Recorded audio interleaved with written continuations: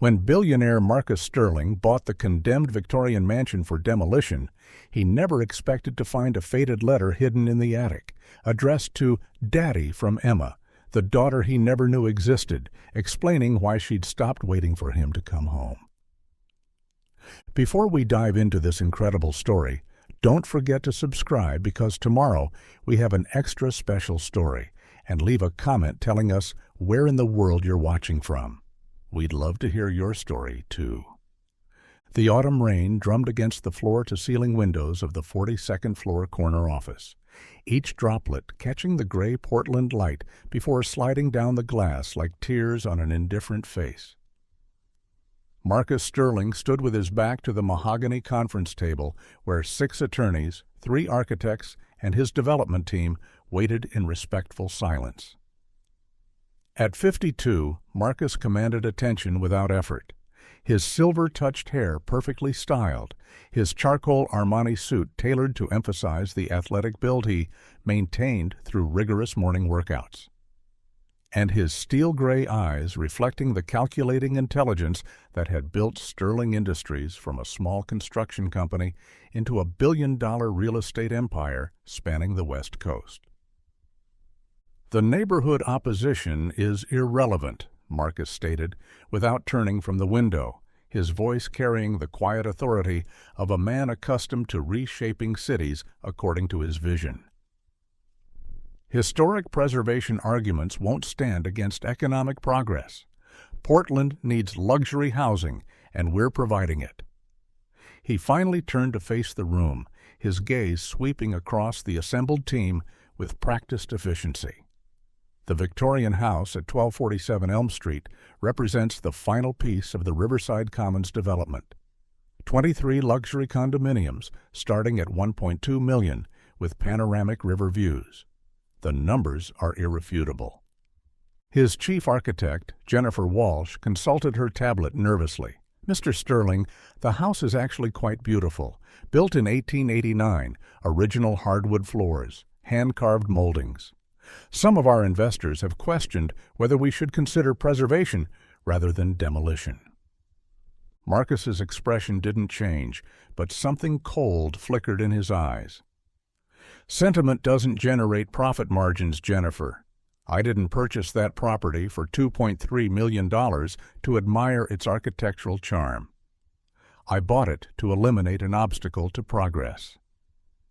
He moved to the head of the table, pressing a button that illuminated the wall-mounted displays, showing architectural renderings of gleaming glass and steel towers rising where the old neighborhood currently stood. "Sterling Industries builds the future. We don't preserve the past." The meeting concluded with Marcus's typical efficiency. Timelines were established, permits confirmed, and demolition scheduled for the following week. As the team filed out, Marcus remained at the window, his reflection ghost-like against the gray sky.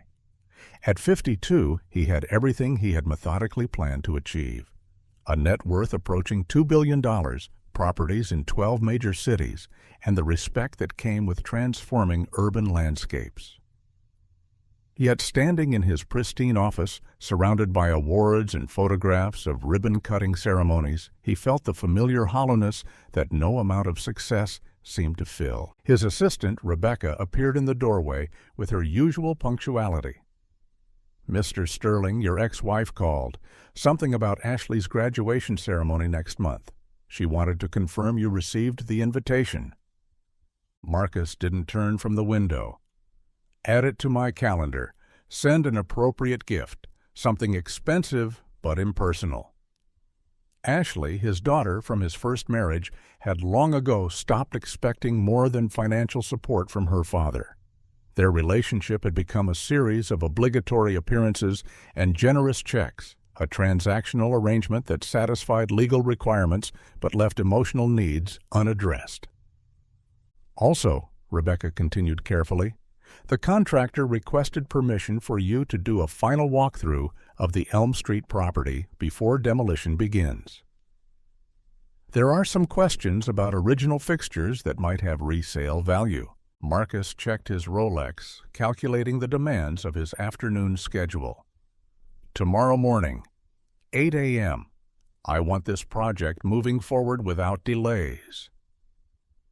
The following morning arrived with characteristic Pacific Northwest gloom, the sky a uniform gray that seemed to press down on the city like a heavy blanket. Marcus arrived at 1247 Elm Street in his black Tesla Model S, parking precisely in front of the wrought iron gate that had once welcomed families home, but now stood as a barrier between past and progress. The Victorian house loomed before him, 3 stories of weathered elegance that spoke of another era's aspirations and dreams. The structure, built in 1889 according to city records, displayed the ornate details typical of its period.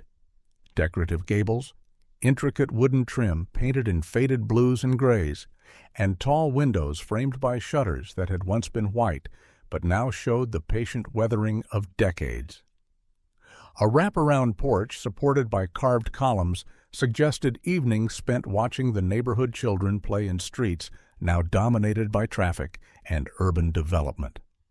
Marcus's contractor, Bill Morrison, emerged from around the back of the house, clipboard in hand and work boots muddy from inspecting the foundation. "Morning, Mr. Sterling. I've done a complete assessment. The bones are solid.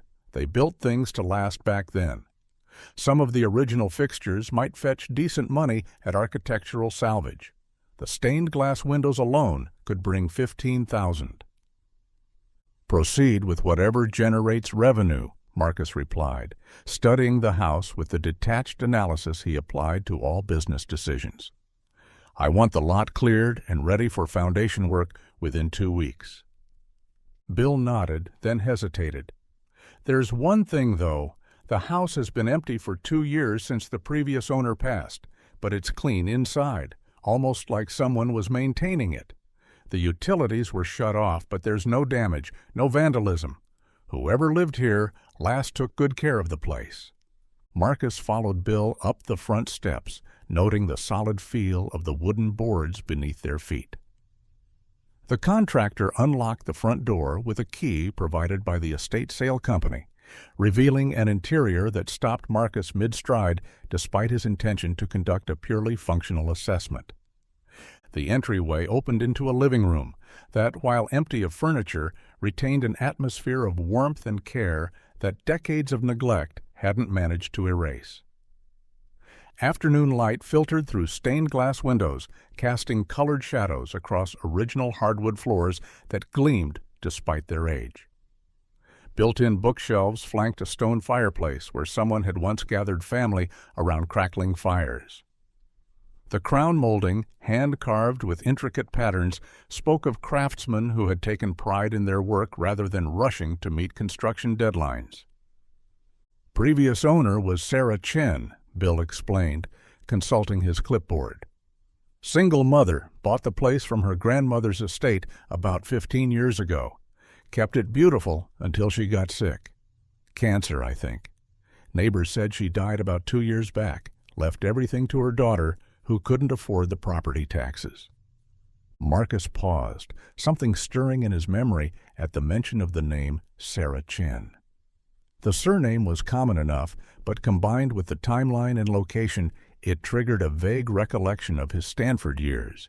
He pushed the thought aside, focusing on the business matter at hand. They moved through the main floor systematically. The kitchen retained its vintage charm with original cabinet hardware and a farmhouse sink that had been lovingly maintained. A small dining room adjacent to the kitchen suggested intimate family meals rather than formal entertaining.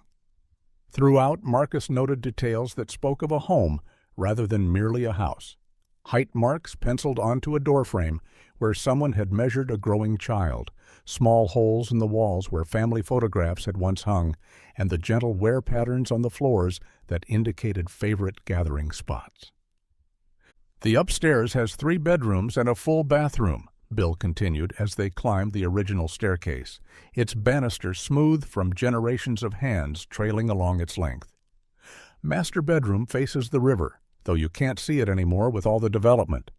2 smaller bedrooms probably served as a child's room and an office or guest room." In the largest bedroom, Marcus stood before tall windows that had indeed once offered views of the Willamette River before high-rise developments blocked the vista. The room felt peaceful despite its emptiness, with built-in window seats that invited quiet contemplation and alcoves that might have housed dressing tables or reading chairs. The two smaller bedrooms told different stories.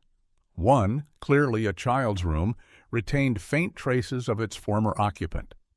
Pale rectangles on the walls where posters had been removed, pencil marks low on the closet doorframe, and a window seat positioned perfectly for watching the street below. The other room, simpler in layout, contained built-in desk space and floor-to-ceiling bookshelves that suggested years of study and quiet work. "The attic's accessible through here," Bill said, pulling down a narrow staircase from the hallway ceiling. "Previous owner used it for storage. Might be worth checking for anything valuable before we clear it out." Marcus climbed the steep stairs, emerging into an attic space that ran the length of the house. Dormer windows provided natural light, and the sloped ceiling created cozy nooks that had clearly been utilized over the years. Boxes lined one wall, labeled in neat handwriting: Christmas decorations, Emma's school projects, photo albums. A child's easel stood in one corner near a window, paint-stained but sturdy, positioned to catch the morning light. The space felt intimate rather than merely functional, as though someone had transformed the utilitarian attic into a creative sanctuary. Marcus moved toward the easel, noting the careful way art supplies had been organized in small containers, the drop cloth still protecting the floor beneath, and the window ledge lined with small pottery pieces that caught and reflected the filtered sunlight. It was while examining the built-in storage benches along the sloped walls that Marcus made the discovery that would reshape his understanding of everything he thought he knew about his past. The bench seat near the easel appeared slightly askew, its lid not quite flush with the frame. When he lifted it, expecting to find typical household storage, he instead discovered a hidden compartment containing items that spoke of carefully preserved memories and dreams deferred. The first item his fingers encountered was a photograph, its edges softened by time, but its image still clear.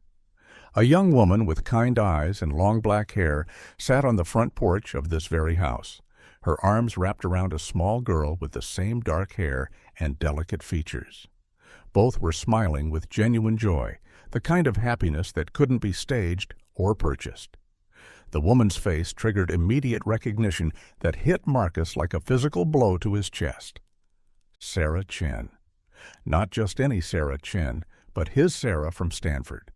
The woman he had loved with the intensity only possible in youth, before ambition and practical considerations had convinced him that love was a luxury he couldn't afford.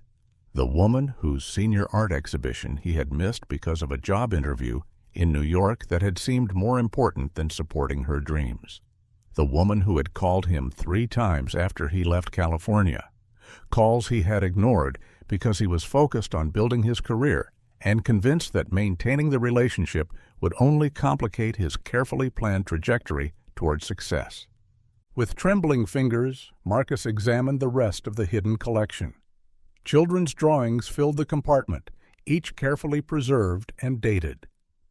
The artwork showed remarkable talent for such a young artist. Detailed pencil sketches of flowers and animals, watercolor paintings of the house and neighborhood, and imaginative illustrations of fairy tales and dreams. Each drawing was signed Emma Chen in the careful lettering of a child learning to write her name with pride. School report cards, honor roll certificates, and teacher commendations painted a picture of an exceptional student who had excelled despite circumstances that must have been challenging. Marcus found himself studying each document intently, piecing together the life of a child he was beginning to suspect shared his DNA. The dates aligned perfectly with his relationship with Sarah 20 years earlier. The timeline of Emma's birth would have occurred months after he had left California without looking back. But it was the letter that shattered his carefully constructed emotional walls completely. written on notebook paper in the careful cursive of an 8-year-old, addressed to Daddy in purple crayon with hearts dotting the I's. The letter contained words that would haunt Marcus for the rest of his life. Dear Daddy, Mommy says you don't know where we live now, so I'm writing this letter and hiding it in our secret place in case you come looking for us someday. We moved to Grandma Chen's house in Portland after Mommy got sick. The doctors say she has something called lupus that makes her very tired, but she still takes me to school every day and helps me with my homework. I'm in 3rd grade now, and I'm really good at math and art. My teacher, Mrs. Patterson, says I'm the best artist in my class, and maybe even the whole school. I draw pictures of you sometimes, even though I don't remember what you look like. Mommy has one picture of you from college, but she keeps it in her special box and only shows it to me on my birthday. I really want to meet you, Daddy. Mommy tells me stories about how smart you are and how you're probably doing important things somewhere far away.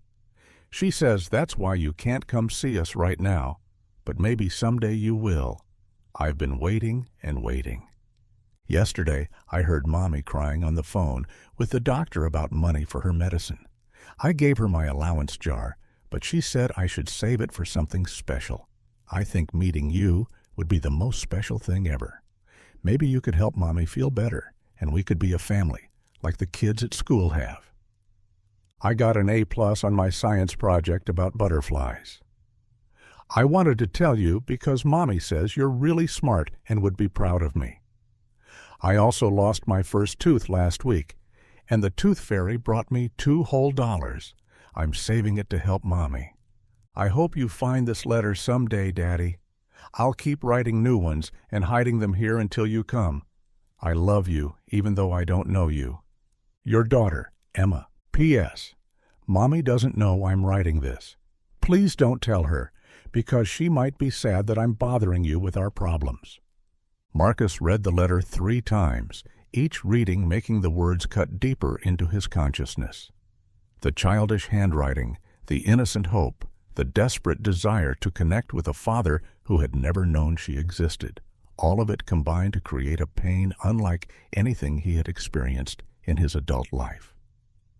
This wasn't the controlled grief of a business loss or the manageable disappointment of a failed merger. This was the overwhelming realization that while he had been building his empire of glass and steel, a child, his child, had been waiting for him with the patient faith that only children possess. The date on the letter indicated it had been written 12 years ago. Emma would now be 20 years old, an adult who had spent her entire life wondering about a father who had been too focused on his own ambitions to even know she existed. Sarah, the woman he had once loved enough to envision a future with before practical considerations overruled his heart, had raised their daughter alone while battling a chronic illness that must have made every day a struggle. Marcus sank onto the attic floor, still clutching the letter, overwhelmed by emotions he had spent decades learning to suppress. Around him, the evidence of a life lived with love and care despite financial hardship created a stark contrast to his own sterile existence.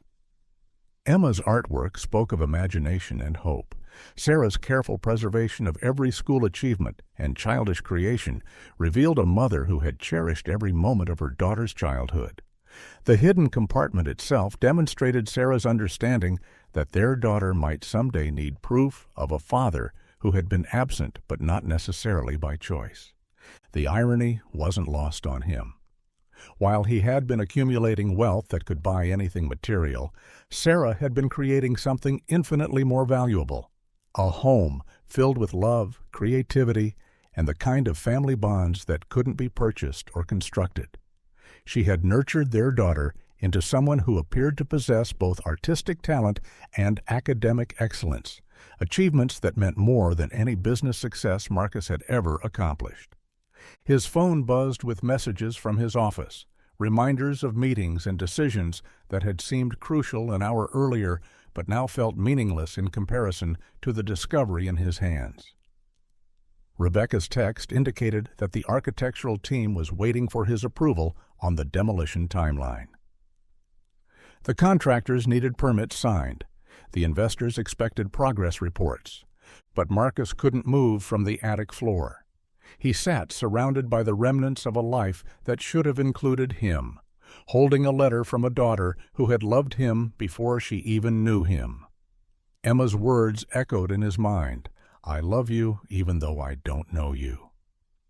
The unconditional faith of a child who had constructed an idealized image of her absent father based on hope and her mother's carefully chosen stories. 20 years of choices had led to this moment. 20 years of prioritizing business over relationships, wealth over connections, success over love. He had built an empire that impressed investors and dominated skylines, but he had missed the birth, childhood, and adolescence of a daughter who had grown up believing he might someday come looking for them.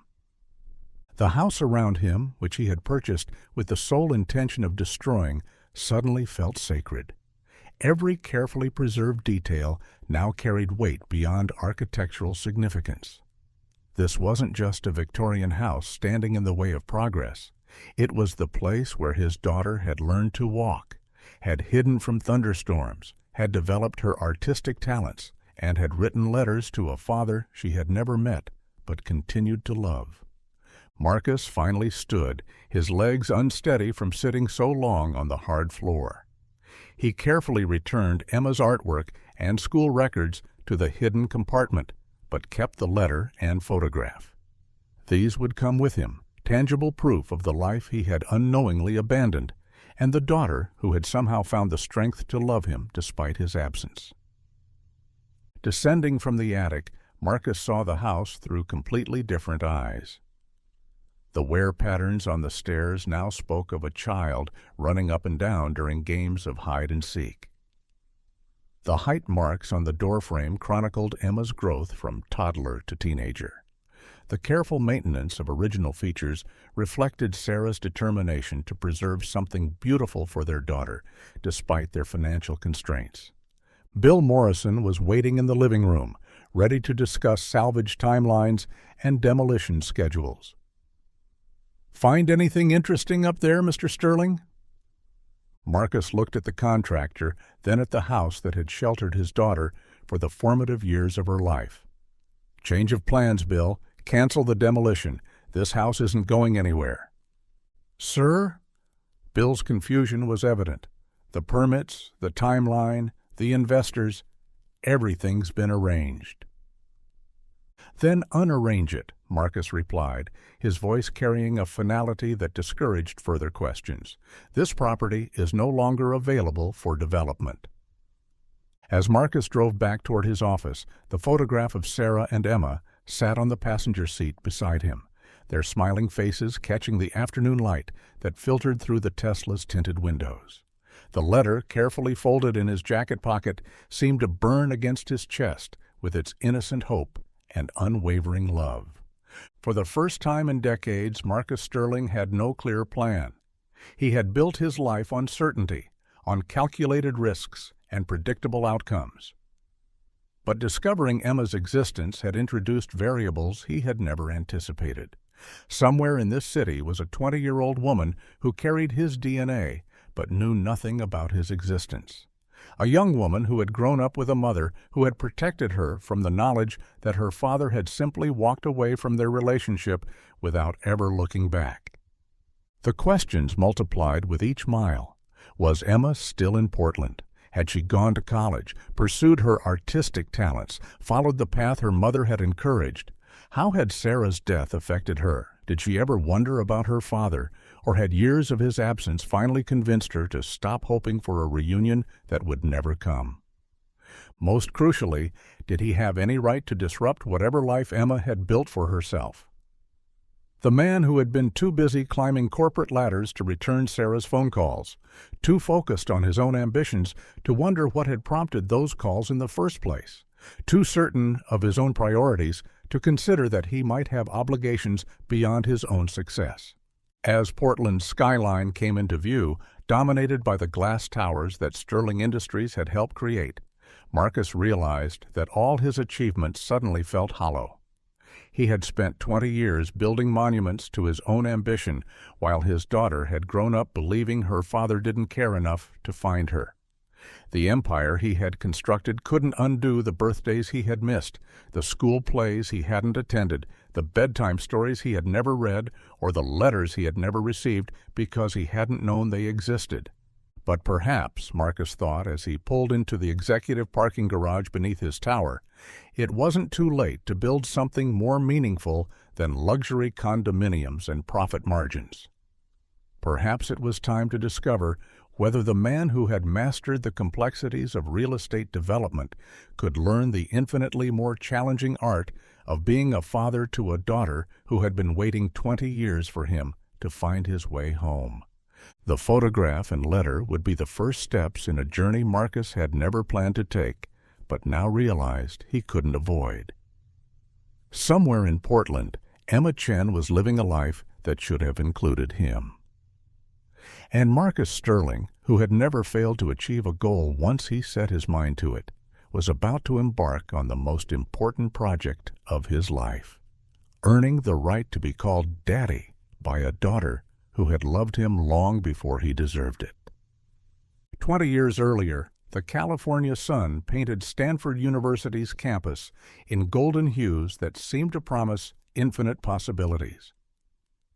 September 2003 brought a new academic year, crisp autumn air, and the intoxicating sense that the future belonged to those bold enough to seize it.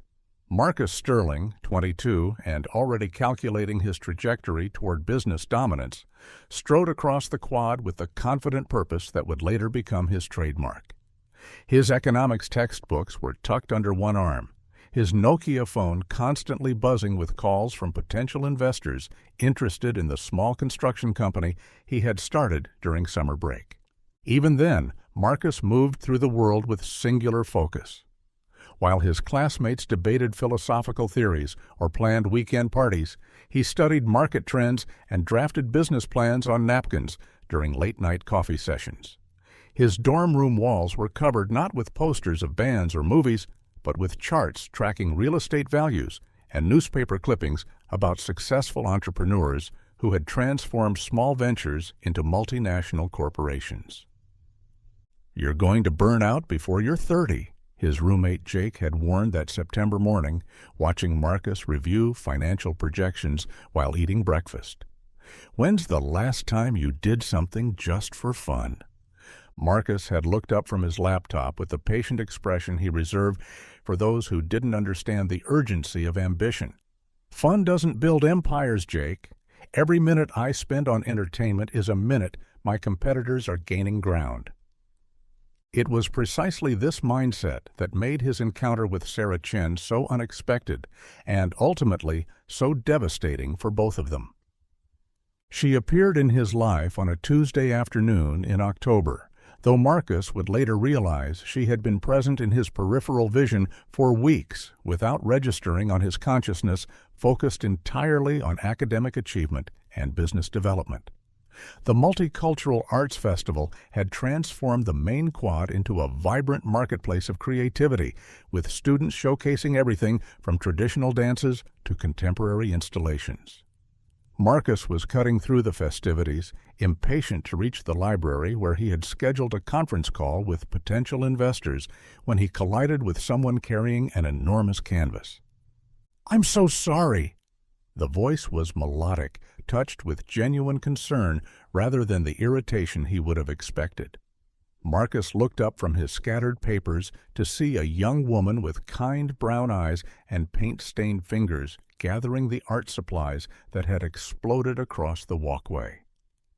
Her long black hair was pulled back in a messy bun secured with what appeared to be a paintbrush, and her vintage Stanford sweatshirt was decorated with colorful splatters that spoke of hours spent lost in creative work. "My fault," Marcus replied automatically, though his attention was divided between helping collect the supplies and checking his phone for messages. "I wasn't watching where I was going." "Neither was I," she admitted, with a laugh that seemed to bubble up from genuine amusement rather than social politeness.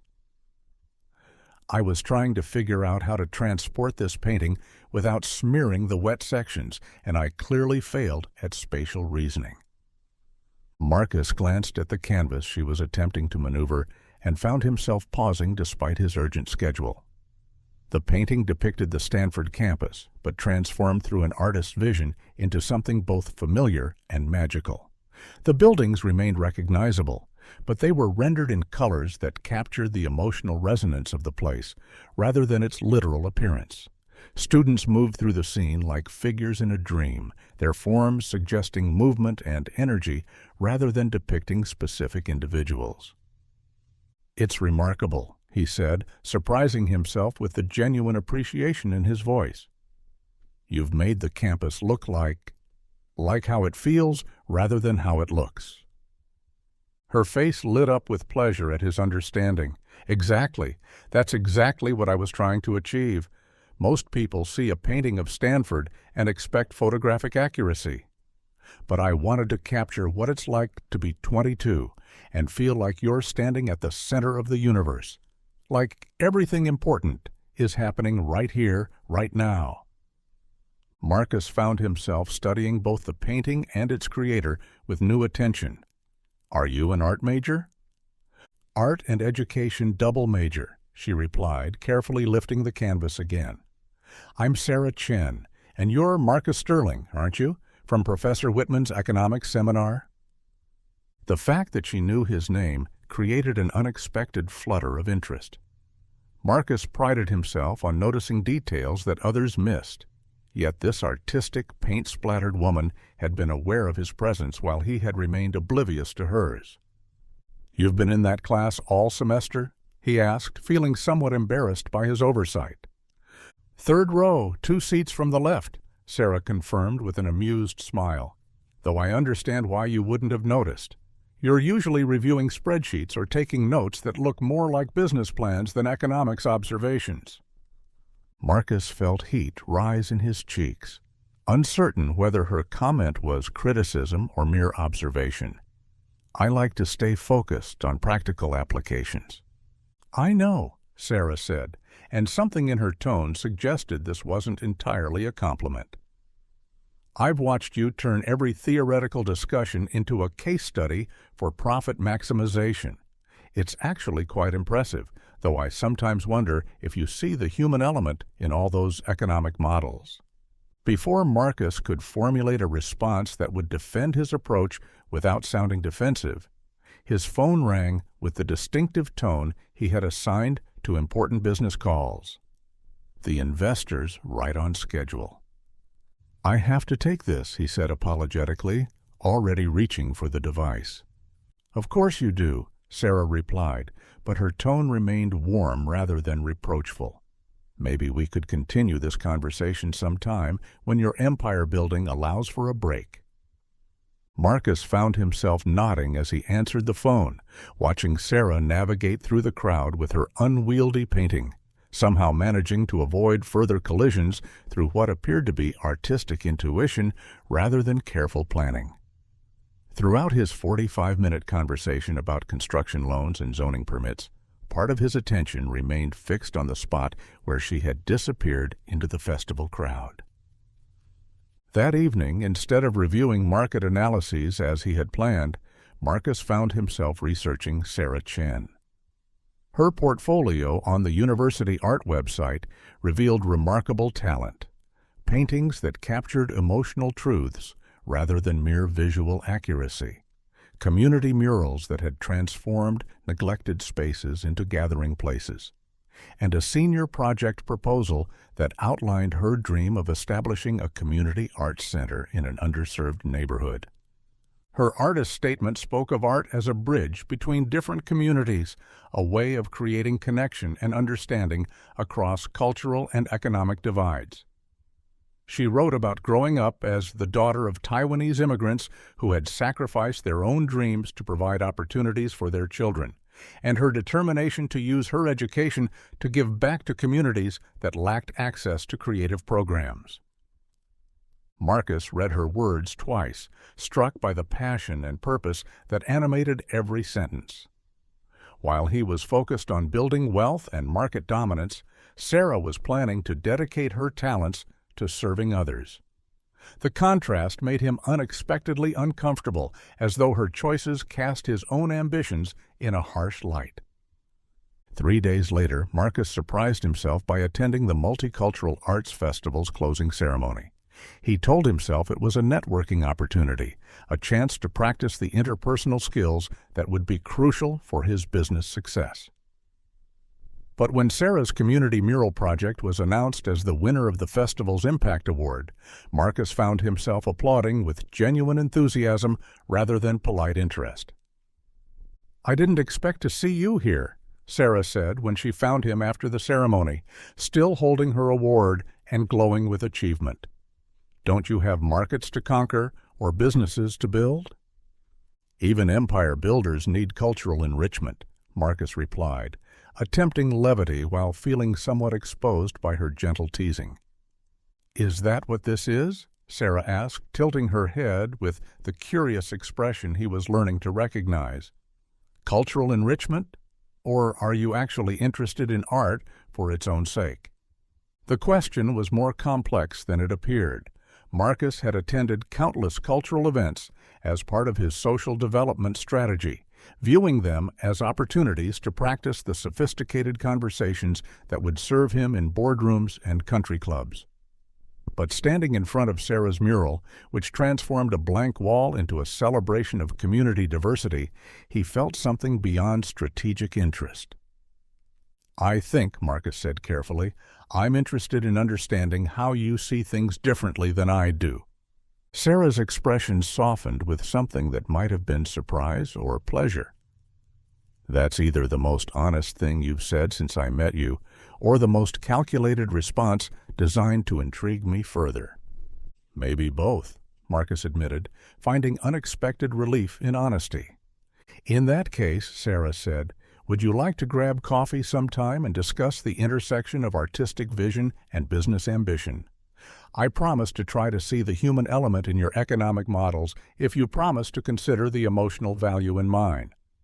Their first coffee date stretched into 4 hours of conversation that ranged from microeconomics to the social responsibility of wealth, from Sarah's immigrant family's experiences to Marcus's plans for transforming urban landscapes. They discovered shared values beneath their different approaches. Both were driven by the desire to create something meaningful, to leave the world better than they had found it. Sarah's path led through community building and creative expression, while Marcus's focused on financial success that he believed would enable larger philanthropic impact. "So your theory," Sarah said as they walked across campus afterward, "is that you need to become wealthy first, then you can help people." "Oversimplified, but essentially accurate," Marcus confirmed. "I can do more good with $1 billion than with good intentions and an empty wallet." "But what if the process of accumulating that billion changes who you are?" Sarah asked gently. "What if by the time you have the resources to help people, you've become someone who no longer sees their humanity clearly?" The question bothered Marcus more than he cared to admit, partly because he recognized its validity, and partly because he suspected Sarah might be the only person in his life willing to ask such challenging questions. Their relationship developed over the following months with an intensity that surprised them both. Marcus discovered that Sarah's presence created space for parts of himself he had forgotten existed. The young man who had once drawn building designs because he loved architecture, not just because he saw profit potential. Sarah found that Marcus's drive and ambition inspired her to think bigger about her own projects, to consider how artistic vision might be scaled to reach broader communities. They were opposites who somehow fit together perfectly. Marcus's structured approach to life provided stability that allowed Sarah's creativity to flourish, while her spontaneous nature introduced Marcus to experiences beyond his carefully planned trajectory. She taught him to notice beauty in unexpected places, the way afternoon light transformed ordinary buildings into golden monuments, the intricate patterns created by students crossing the quad, the emotional resonance of music he had previously dismissed as background noise. In return, Marcus helped Sarah translate her artistic vision into practical reality. He reviewed her business plans for the Community Arts Center, identified potential funding sources, and connected her with contacts who could provide technical expertise. His systematic approach to problem-solving complemented her intuitive creativity, creating synergy that made both of their projects stronger. By spring semester, they had become inseparable in the way that only college couples can manage, when the boundaries between individual lives blur into shared existence. Marcus's dorm room filled with Sarah's artwork, while her studio space acquired charts and timelines that reflected his influence on her planning process. They studied together in the library, attended each other's presentations, and spent long evenings walking through downtown Palo Alto, discussing dreams that seemed both achievable and essential. "I love how your mind works," Sarah told him one evening as they sat in her favorite cafe, reviewing plans for the Community Arts Center that had evolved from a senior project into a detailed proposal for post-graduation implementation. "You see possibilities where other people see obstacles. You make me believe that changing the world is actually possible." Marcus looked up from the financial projections he had been refining, struck by the admiration in her voice and the trust it implied. "I love that you remind me why the work matters," he replied. "When I'm with you, building wealth becomes building tools to create something beautiful." It was during these months that Marcus experienced something he had never expected: the desire to modify his carefully constructed life plan to accommodate another person's dreams. Sarah's Art Center project became as important to him as his own business ventures. He found himself researching grant opportunities and networking with potential supporters, using his growing business contacts to advance her mission rather than his own. For the first time in his life, Marcus Sterling considered the possibility that success might be defined by something other than personal achievement. The beginning of the end came in March, during spring break of their senior year. Marcus received a call from Goldman Sachs, offering him a summer internship that could lead to a full-time position in their New York Mergers and Acquisitions division. The opportunity represented everything he had worked toward: entry into the highest levels of finance, connections that could accelerate his business development, and a salary that would provide the capital necessary to expand his construction company into a major real estate development firm. "It's exactly what you've been planning for," Sarah said when he shared the news, though her enthusiasm seemed carefully manufactured. "Your pathway to building that empire." "It's 3 months in New York," Marcus explained, though he could hear the uncertainty in his own voice. "Just for the summer. Then I'll be back for senior year." But they both understood that the internship represented more than a temporary separation. Goldman Sachs didn't offer summer positions to students they planned to release in September. The internship was an audition for a career that would be based in New York, surrounded by opportunities that would make remaining in California seem like accepting limitations. "What about the Arts Center?" Sarah asked quietly. "We were going to implement the pilot program this summer, remember? The community in East Palo Alto is expecting us." Marcus felt the familiar tension that had been building throughout their relationship, the growing awareness that their paths, while parallel for now, ultimately pointed in different directions. "You don't need me for that project, Sarah. You never did. I just helped with the business side." "I need you," Sarah said simply. "Not for the project, for me. We're supposed to be building these dreams together." The conversation that followed revealed the fundamental incompatibility that both had been avoiding. Marcus's dream required him to pursue opportunities regardless of geographic location or personal convenience. Sarah's vision was rooted in community, in staying connected to the places and people she hoped to serve. His success would be measured in dollars and market share, hers in lives touched and communities strengthened. "Come with me," Marcus offered, though even as he spoke the words, he recognized their impossibility. New York has plenty of communities that need arts programs. My family is here, Sarah replied. My grandmother, my connections, the communities I've been building relationships with for 4 years. I can't just transplant that to a different coast because it's convenient for your career. So what are you asking me to do? Marcus demanded, frustration overriding his usual careful control. Turn down the best opportunity I'll ever get? Abandon everything I've worked for? I'm asking you to consider that maybe the best opportunity isn't always the most lucrative one, Sarah answered. I'm asking you to weigh career advancement against what we've built together. The argument escalated over the following weeks, not because either was unreasonable, but because they had reached the point where their fundamental values created irreconcilable conflict. Marcus couldn't understand how Sarah could ask him to sacrifice his ambitions for a relationship, no matter how meaningful. Sarah couldn't comprehend how Marcus could walk away from love and partnership for the promise of professional advancement. "You're going to regret this," Sarah said during their final conversation, her voice steady despite the tears on her cheeks. "Not the career success. I know you'll achieve everything you're planning. But you're going to regret choosing ambition over connection, money over meaning." "Maybe," Marcus replied, though he was certain she was wrong. "But I'd regret giving up my future even more." "What if your future could include both?" Sarah asked. "What if you didn't have to choose between success and relationships?" "Because relationships require compromise," Marcus answered with the certainty of youth.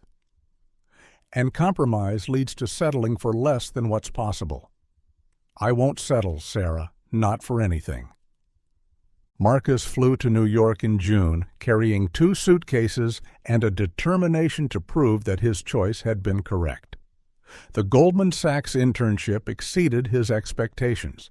Challenging projects, brilliant colleagues, and access to deals worth hundreds of millions of dollars. Within weeks, he was working 80-hour schedules and loving every demanding minute. Sarah called him 3 times during the summer. Marcus saw her name on his phone display, but was always in meetings, always dealing with urgent deadlines that couldn't be postponed for personal conversations. He told himself he would call her back when the crisis passed, when he had a few minutes to focus on personal relationships. But the crises never ended, and eventually Sarah stopped calling. By August, Marcus had received a full-time offer from Goldman Sachs, along with encouragement to finish his degree early and start immediately. The salary was more than his parents had earned combined during his childhood. The opportunities for advancement were limitless. His plan was working perfectly.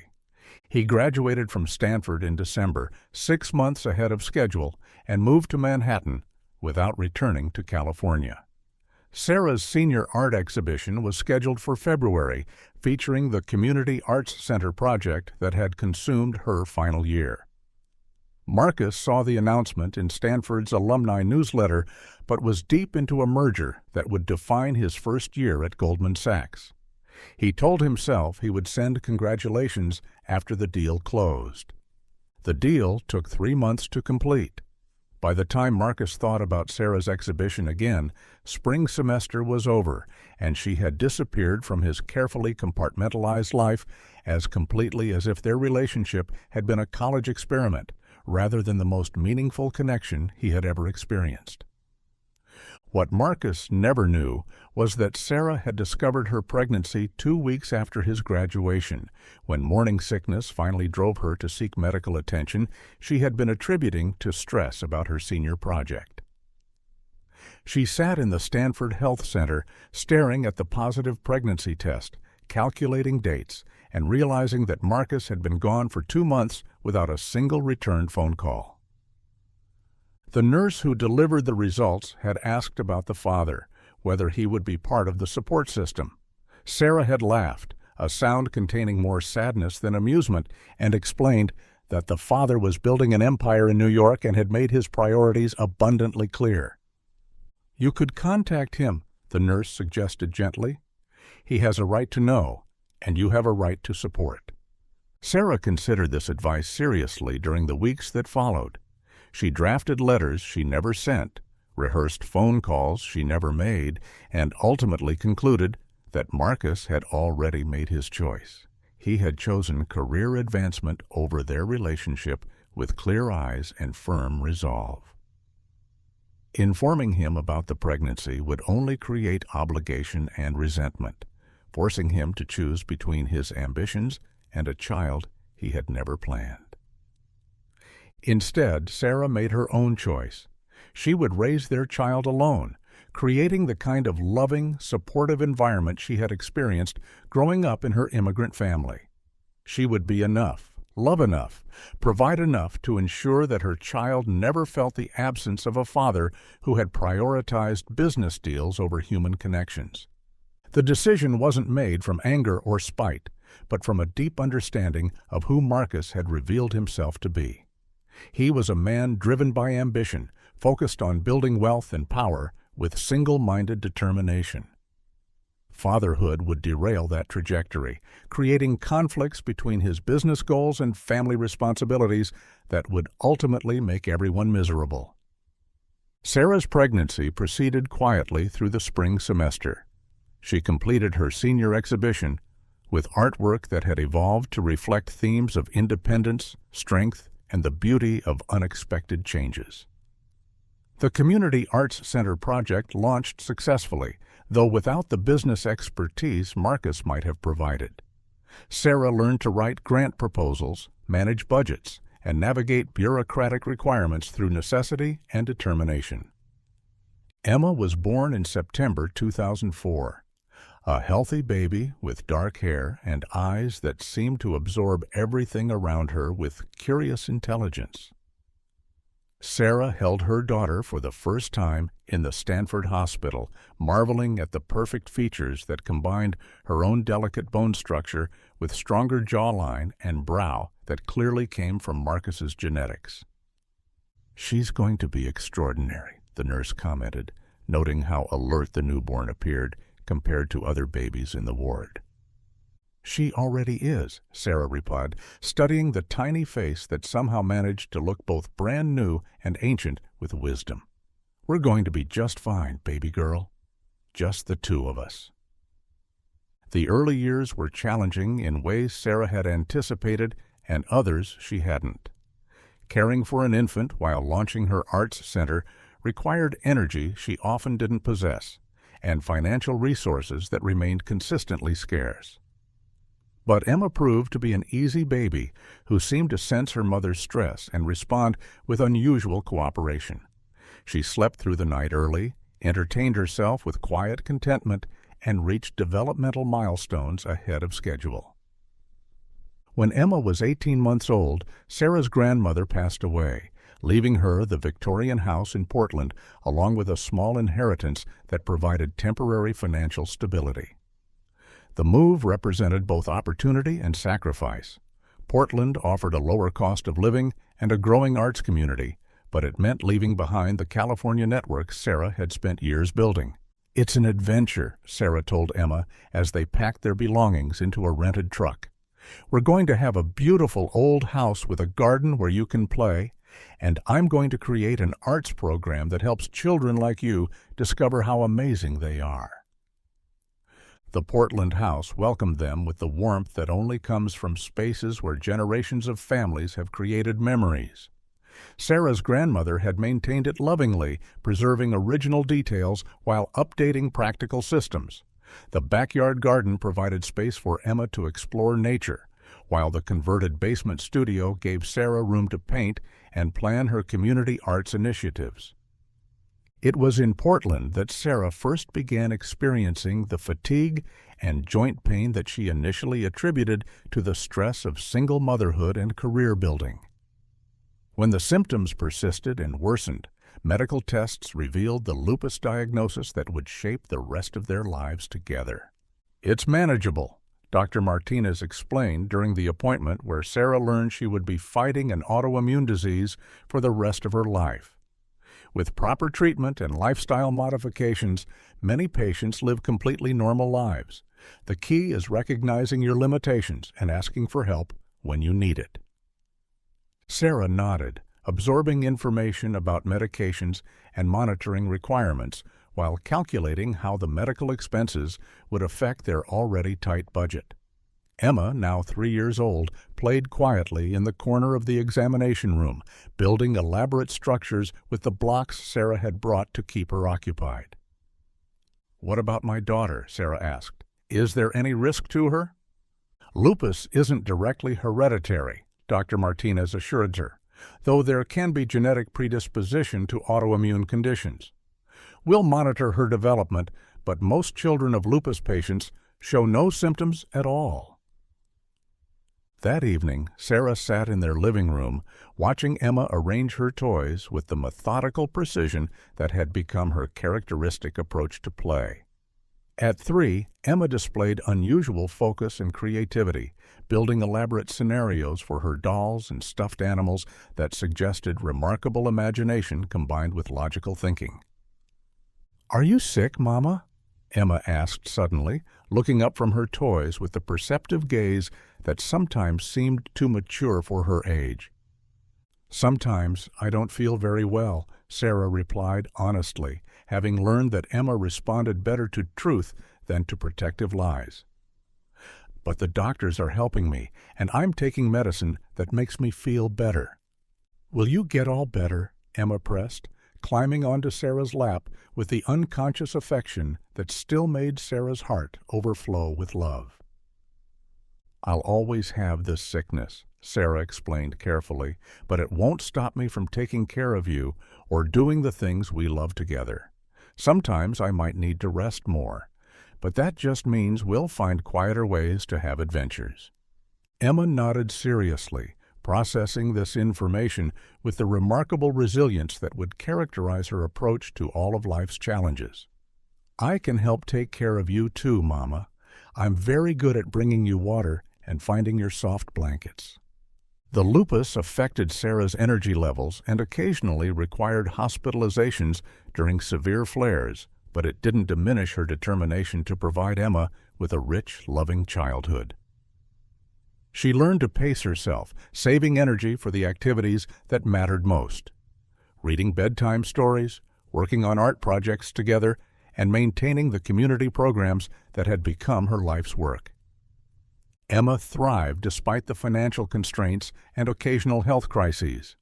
She showed exceptional artistic talent from an early age, creating drawings and paintings that displayed sophisticated understanding of color, composition, and emotional expression. Her teachers consistently noted her academic excellence, her kindness toward other children, and her unusual maturity in handling responsibilities. "She's quite remarkable," Emma's second-grade teachers told Sarah during a parent conference. "I've never had a student who combined such creative talent with academic achievement, and her empathy toward other children is extraordinary. She seems to instinctively know when someone needs help or comfort." Sarah smiled, recognizing in Emma's character the blend of artistic sensitivity and intellectual capability that made her daughter unique. "She's had to grow up a little faster than some children," Sarah acknowledged, "but I try to make sure she still gets to be a kid." "You're doing an excellent job," the teacher assured her. "Emma talks about you constantly, and it's clear she feels loved and supported. That's the foundation that allows children to flourish academically and socially."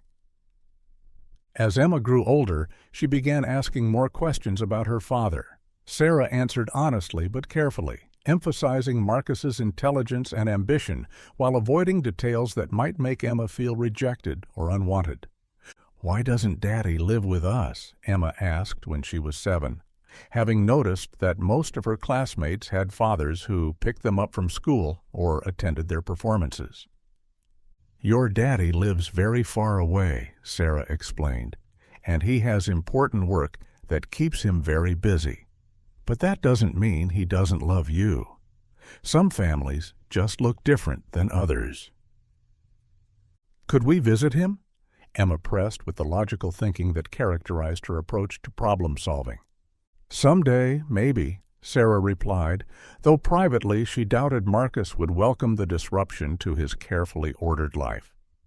For now, we're doing just fine as a family of two, don't you think?" Emma seemed satisfied with this explanation, though Sarah noticed her daughter studying the few photographs she had kept from college, trying to memorize her father's features. It was during this period that Emma began writing the letters she hid in the attic compartment, messages to a father who remained more myth than reality in her young imagination. The community arts center Sarah established in Portland grew steadily over the years, serving children from low-income families who otherwise wouldn't have access to creative programming. Sarah's lupus occasionally forced her to reduce her hours or delegate responsibilities, but the center became an integral part of the neighborhood, providing after-school programs, summer camps, and family art classes that brought diverse communities together. Emma spent countless hours at the center, helping with younger children and developing her own artistic skills under her mother's guidance. She learned to see art as both personal expression and community service, understanding that creativity could be a tool for healing and connection. "You have a gift," Sarah told Emma one afternoon as they worked together on a mural for the center's main room. "Not just for creating beautiful things, but for helping other people discover their own creativity. That's even more valuable than artistic talent." Emma, now 10 years old and increasingly aware of her mother's health struggles, studied Sarah's face carefully. "Is that why you started the art center, to help people?"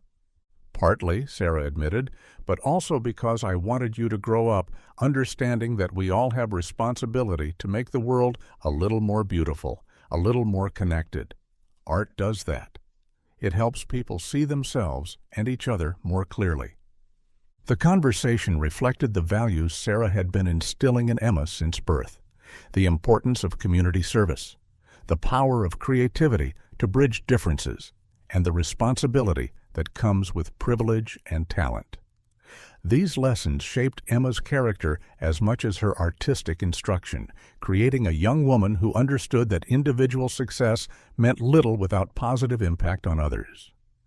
As Emma entered adolescence, the financial pressures of single motherhood, combined with chronic illness, became increasingly challenging.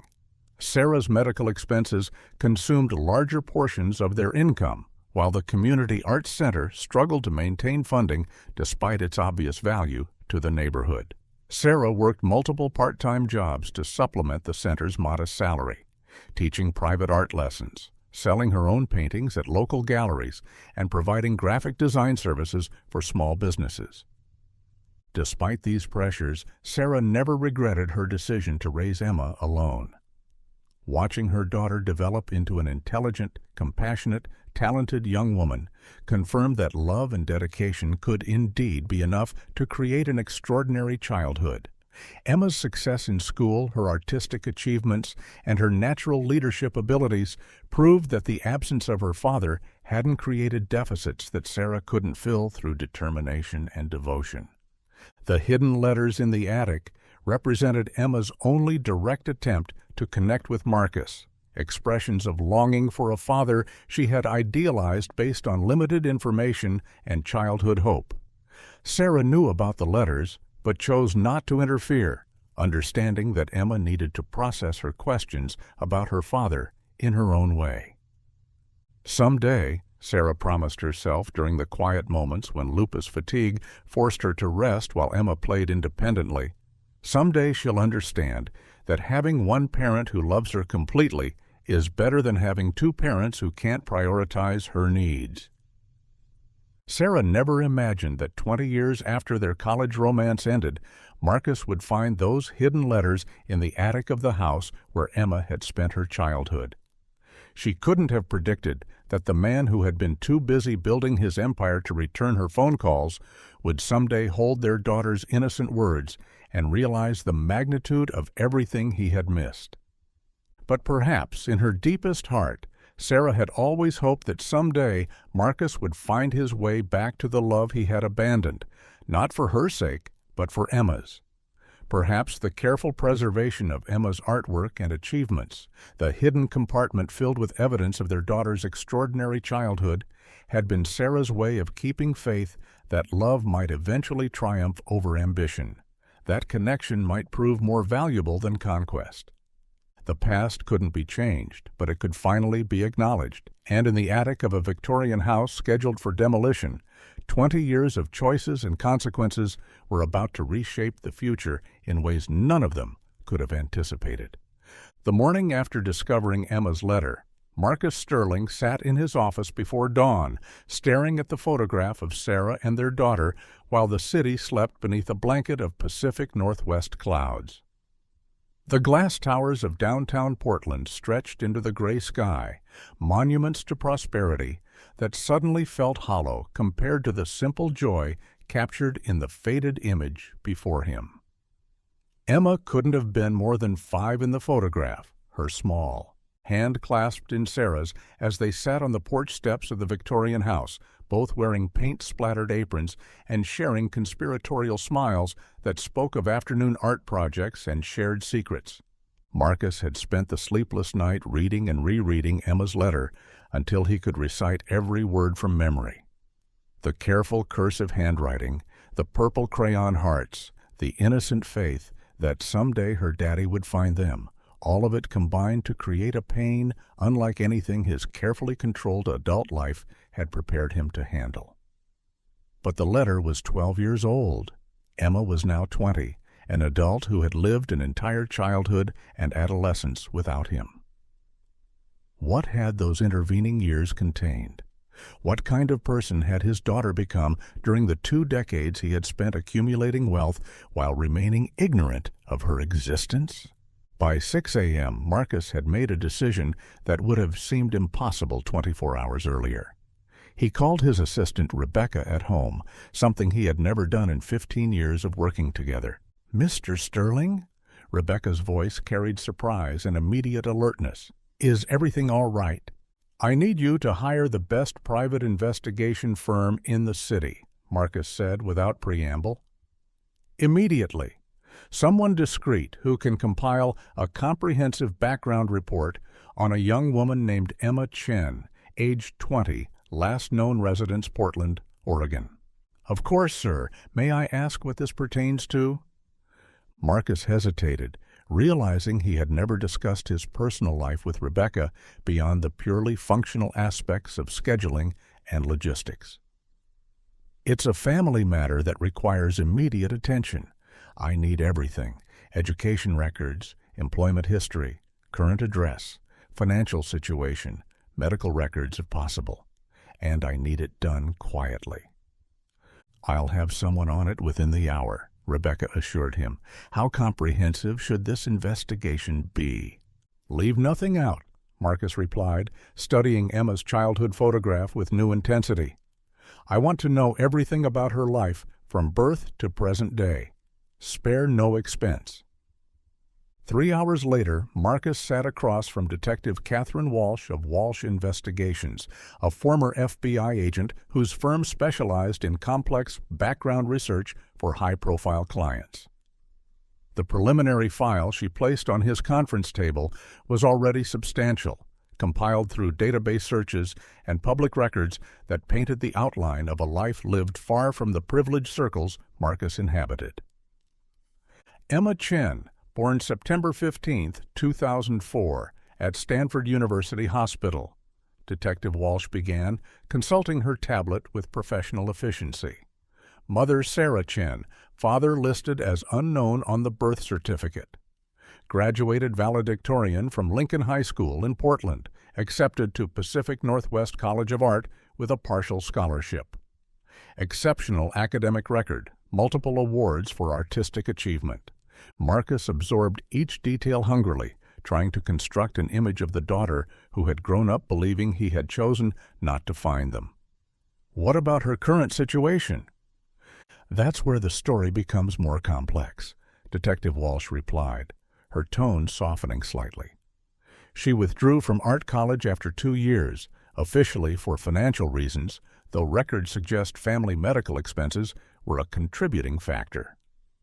Currently employed at Sunrise Cafe on Hawthorne Boulevard, has been there for approximately 3 years. Lives alone in a studio apartment, pays rent through a combination of cafe wages and occasional freelance graphic design work.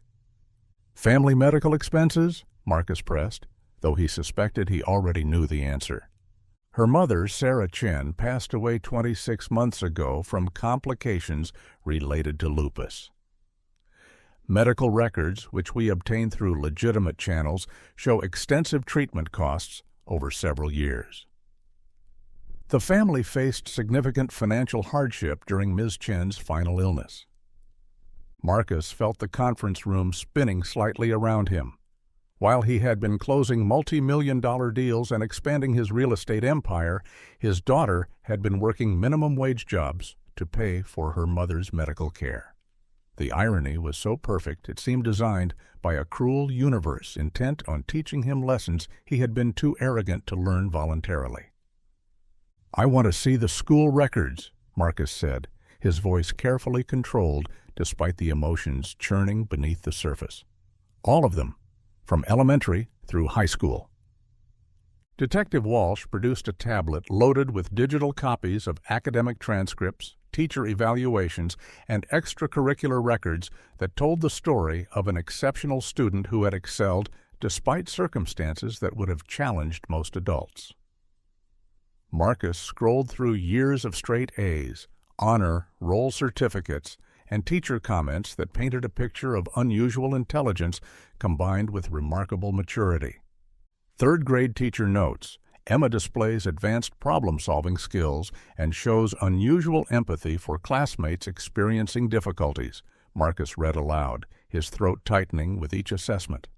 Sixth-grade math teacher, "Emma completed advanced algebra curriculum designed for 8th-grade students while tutoring struggling classmates during lunch periods."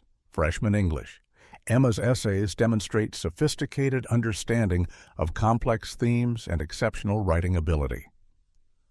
But it was the art teacher evaluations that truly captured Emma's extraordinary talent. Portfolio demonstrates professional-level technical skill combined with emotional depth rarely seen in student work, Marcus read from her junior year assessment. Emma's leadership in organizing the community art show raised over $3,000 for local food banks, while showcasing work from artists across all economic backgrounds. Her ability to bridge cultural and social divides through artistic collaboration suggests remarkable maturity and vision. "She organized fundraisers in high school?" Marcus asked, looking up from the tablet. "Multiple events annually," Detective Walsh confirmed. According to her teachers and school administrators, Emma initiated and managed several community service projects. Art shows, talent competitions, even a neighborhood mural project that brought together residents from different ethnic communities. She seemed to inherit her mother's passion for using creativity to build bridges. Marcus studied a photograph included in the school files. Emma, at 17, standing beside a colorful mural that transformed the side of a neighborhood grocery store into a celebration of cultural diversity. Even in the informal snapshot, his daughter radiated confidence and purpose that reminded him painfully of Sarah during their college years.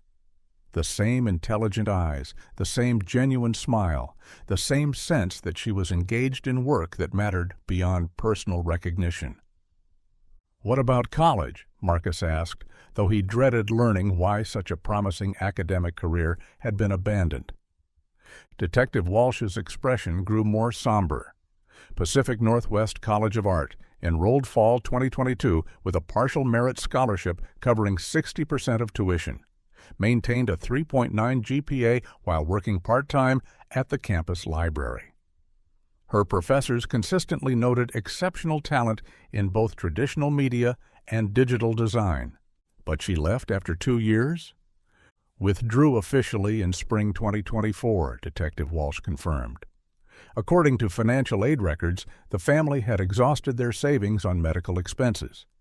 Emma attempted to continue part-time while working additional hours, but her mother's condition deteriorated rapidly that semester.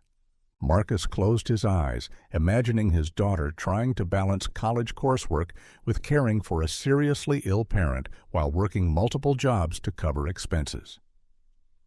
The image of such struggle occurring while he lived in luxury just a few hours away created a physical ache in his chest. "I want to speak with her teachers," Marcus said suddenly, "both high school and college. I want to understand who she is, not just what she's accomplished." The next phase of Marcus's investigation took him places he had never imagined visiting. The modest brick building that housed Lincoln High School, where Emma had spent 4 years establishing herself as both academic standout and community leader. Principal Martinez, a woman in her 50s who spoke about former students with maternal pride, welcomed Marcus into her cluttered office filled with student artwork and thank you letters from graduates. "Emma Chen," Principal Martinez said warmly when Marcus mentioned the name, careful not to reveal his relationship to his subject.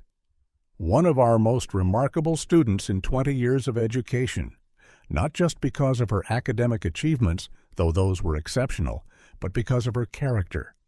Emma had this rare ability to see potential in other students that they couldn't see in themselves."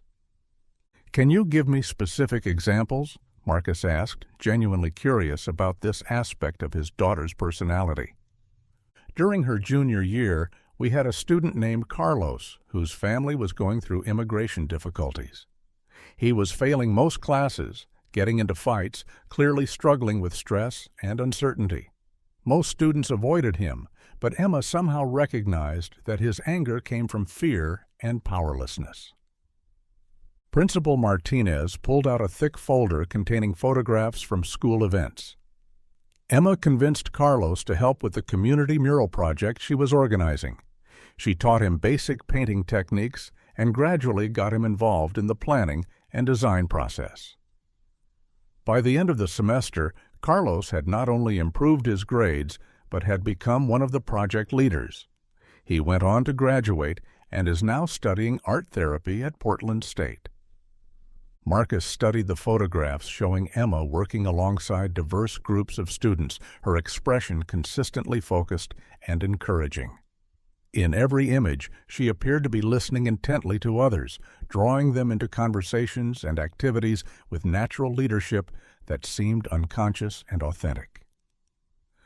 "She had this gift," Principal Martinez continued, "for making everyone feel valuable.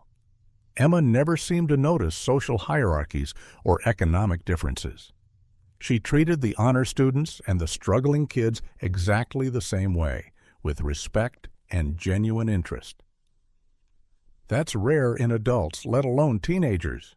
"What about her own struggles?" Marcus asked carefully. "Her mother's illness must have affected her." "Emma was extraordinarily private about personal difficulties," Principal Martinez replied.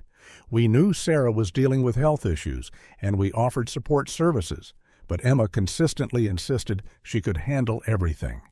She never missed school, never used personal challenges as excuses, never sought special treatment. In retrospect, she probably took on more responsibility than any teenager should have to manage."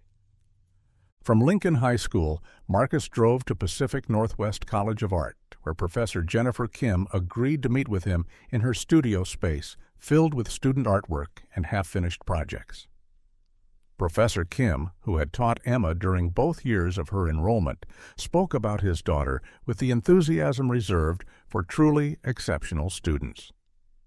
"Emma Chen was the kind of student every art instructor dreams of teaching," Professor Kim explained, showing Marcus examples of Emma's college work displayed on her tablet. "Technically proficient, conceptually sophisticated, but most importantly, she understood that art exists to create connection and meaning, not just personal expression." The digital portfolio revealed Emma's evolution as an artist. Paintings that combined realistic technique with emotional resonance, sculptures that transformed discarded materials into statements about social justice, and digital designs that communicated complex ideas with elegant simplicity. Marcus found himself studying each piece intently, searching for clues about the young woman who had created such meaningful work, while dealing with personal circumstances he was only beginning to understand. Her senior project proposal was particularly ambitious, Professor Kim continued. Emma wanted to create a multimedia installation exploring the experiences of single-parent families in low-income communities. She had begun interviewing subjects and developing visual narratives that would challenge stereotypes while celebrating resilience and creativity. "What happened to the project?" Marcus asked, though he suspected the answer. "Emma withdrew before completing it," Professor Kim replied sadly. "She came to my office in March of 2024, explained that family circumstances required her to leave school, and asked if she could finish her coursework remotely. We tried to work with her, offered extended deadlines and reduced course loads, but she was adamant that she needed to be home full-time." Professor Kim pulled up another file on her tablet. Emma's final piece for my advanced painting class was this portrait of her mother. She worked on it for months, coming into the studio early and staying late to perfect every detail. The emotional depth and technical mastery were remarkable, but what struck me most was the love evident in every brushstroke. Marcus stared at the digital image of Emma's painting. Sarah in the garden of the Victorian house, surrounded by flowers she had grown from seeds, her face showing the quiet strength that had characterized her approach to both motherhood and illness. Emma had captured not just her mother's physical appearance, but her essential spirit, the woman who had chosen to create beauty despite facing constant challenges. "She never came back to finish her degree?" Marcus asked. "Emma called me about 6 months after withdrawing to ask about part-time evening classes," Professor Kim replied. She was working full-time by then, but still hoped to complete her education. "We developed a plan for her to finish gradually, but then her mother passed away, and we lost contact. I tried reaching out several times, but she never responded." Marcus left the college campus feeling as though he had been introduced to a stranger who shared his DNA, but possessed qualities he had never developed. Emma's teachers consistently described someone who combined intellectual gifts with emotional intelligence, artistic talent with social consciousness, and personal ambition with genuine concern for others. She was, Marcus realized, everything he might have become if he had chosen differently 20 years earlier. The next phase of his investigation took him into Emma's current neighborhood, a diverse area of southeast Portland, where coffee shops and art galleries mixed with family-owned restaurants and community organizations. Marcus parked his Tesla on Hawthorne Boulevard, noting the contrast between his luxury vehicle and the modest cars, bicycles, and public transportation that served the area's residents. Sunrise Cafe occupied the ground floor of a converted Victorian house, its large windows offering views of the bustling street life that characterized the neighborhood. Marcus positioned himself at a coffee shop across the street, observing the establishment where his daughter worked while trying to process the emotional complexity of knowing she was so close, yet completely unaware of his existence. At 2 p.m., a young woman emerged from the cafe's back entrance, her dark hair pulled back in a practical ponytail and her uniform apron covered with evidence of a busy lunch shift. Marcus felt his breath catch as he recognized the facial features he had memorized from Sarah's photograph. The same intelligent eyes, the same delicate bone structure, but with a stronger jawline that clearly came from his side of the family. Emma moved with the efficient grace of someone accustomed to physical work, but even from across the street, Marcus could see the fatigue in her posture and the way she paused to stretch her back before beginning to walk home. She looked older than 20, her face showing the kind of maturity that comes from shouldering adult responsibilities too early. Marcus followed at a distance as Emma walked 6 blocks to a narrow apartment building sandwiched between a laundromat and a used bookstore. The structure was old but well-maintained, its entrance decorated with community garden planters that suggested residents who cared about their shared environment despite limited resources. That evening, Marcus returned to his investigation with renewed urgency, hiring Detective Walsh to conduct neighborhood interviews that would provide insight into Emma's daily life and character. The results, compiled over the following week, painted a picture of a young woman who had inherited both her parents' best qualities while developing remarkable resilience in response to circumstances neither had anticipated. Spoke with Mrs. Rodriguez, the building manager, Detective Walsh reported during their next meeting. She's known Emma since she moved into the studio apartment 2 years ago. Describes her as quiet, responsible, always pays rent on time despite obvious financial constraints. Never had complaints from other tenants. Often helps elderly residents with groceries or small repairs. Marcus listened to testimonial after testimonial from neighbors who consistently described Emma as helpful, artistic, and remarkably mature for her age. The owner of the used bookstore mentioned that Emma frequently stopped in to browse but rarely purchased anything, though she had offered to create hand-painted signs for the shop's window displays in exchange for store credit. The woman at the laundromat said Emma does freelance graphic design work on her laptop while waiting for her clothes to wash, Detective Walsh continued. Apparently, she's designed logos and flyers for several local businesses. Never charges much, always delivers professional quality work on time.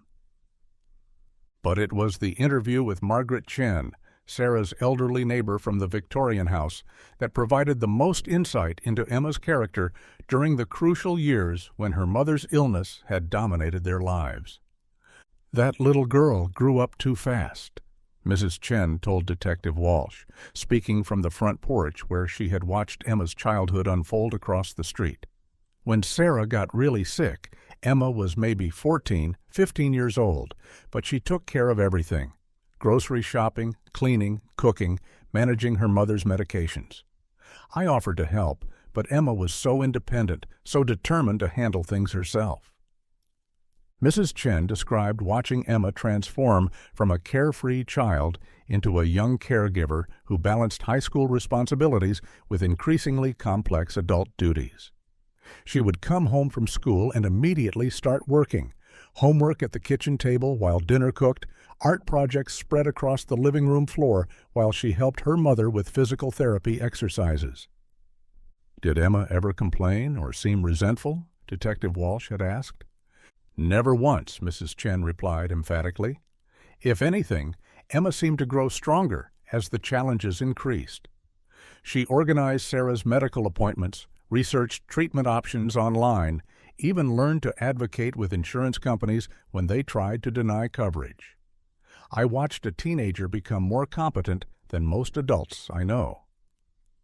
The picture that emerged from these interviews was of a young woman who had faced every obstacle with grace and determination, never allowing personal hardships to diminish her concern for others.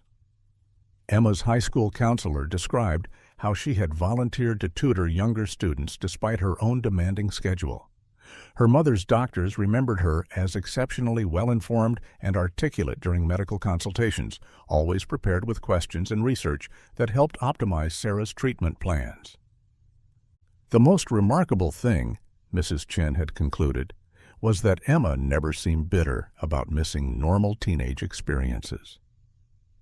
While her classmates were going to parties and dating, Emma was researching colleges with strong financial aid programs and art therapy treatments that might help her mother. But she approached everything with this quiet determination, like she understood that love sometimes requires sacrifice. Marcus found himself returning repeatedly to the financial records Detective Walsh had compiled, documenting the progression from modest stability to desperate struggle that had characterized Emma and Sarah's final years together. Sarah's medical expenses had consumed their savings within 18 months of her lupus diagnosis worsening. Emma's college fund, carefully accumulated through Sarah's teaching and art sales, had been exhausted paying for treatments not covered by insurance. The pattern is clear, Detective Walsh explained, showing Marcus spreadsheets that track the family's declining financial situation. Initially, Sarah's illness was manageable with standard medications and regular monitoring. But when she developed kidney complications in 2020, the treatment costs escalated dramatically.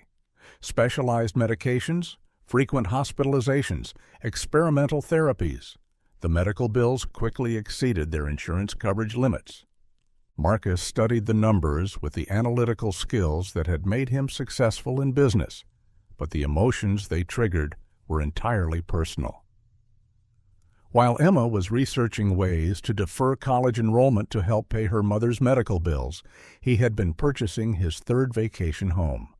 While his daughter was working double shifts at minimum wage jobs to prevent their house from foreclosure, he had been investing in luxury developments across multiple states.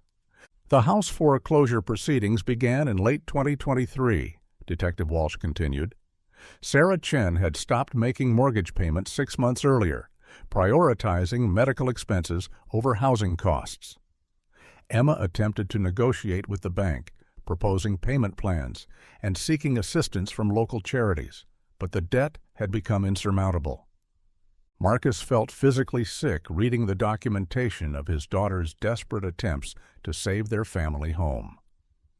Letters Emma had written to the mortgage company demonstrated remarkable maturity and articulation as she explained their circumstances and proposed solutions. Bank representatives had responded with form letters expressing sympathy, but offering no substantive assistance. Sarah Chen passed away on March 15, 2022, Detective Walsh reported quietly. According to medical records, her final hospitalization lasted 3 weeks. Emma maintained a bedside vigil while continuing to work part-time at the cafe to pay ongoing expenses. The death certificate listed complications from lupus as the cause of death, but Marcus understood that financial stress and delayed treatment due to cost considerations had likely accelerated Sarah's decline. His daughter had watched her mother die knowing that better medical care might have provided more time together, a burden no 20-year-old should have to carry. After the funeral, Emma had 60 days to vacate the house before foreclosure completion, Detective Walsh continued.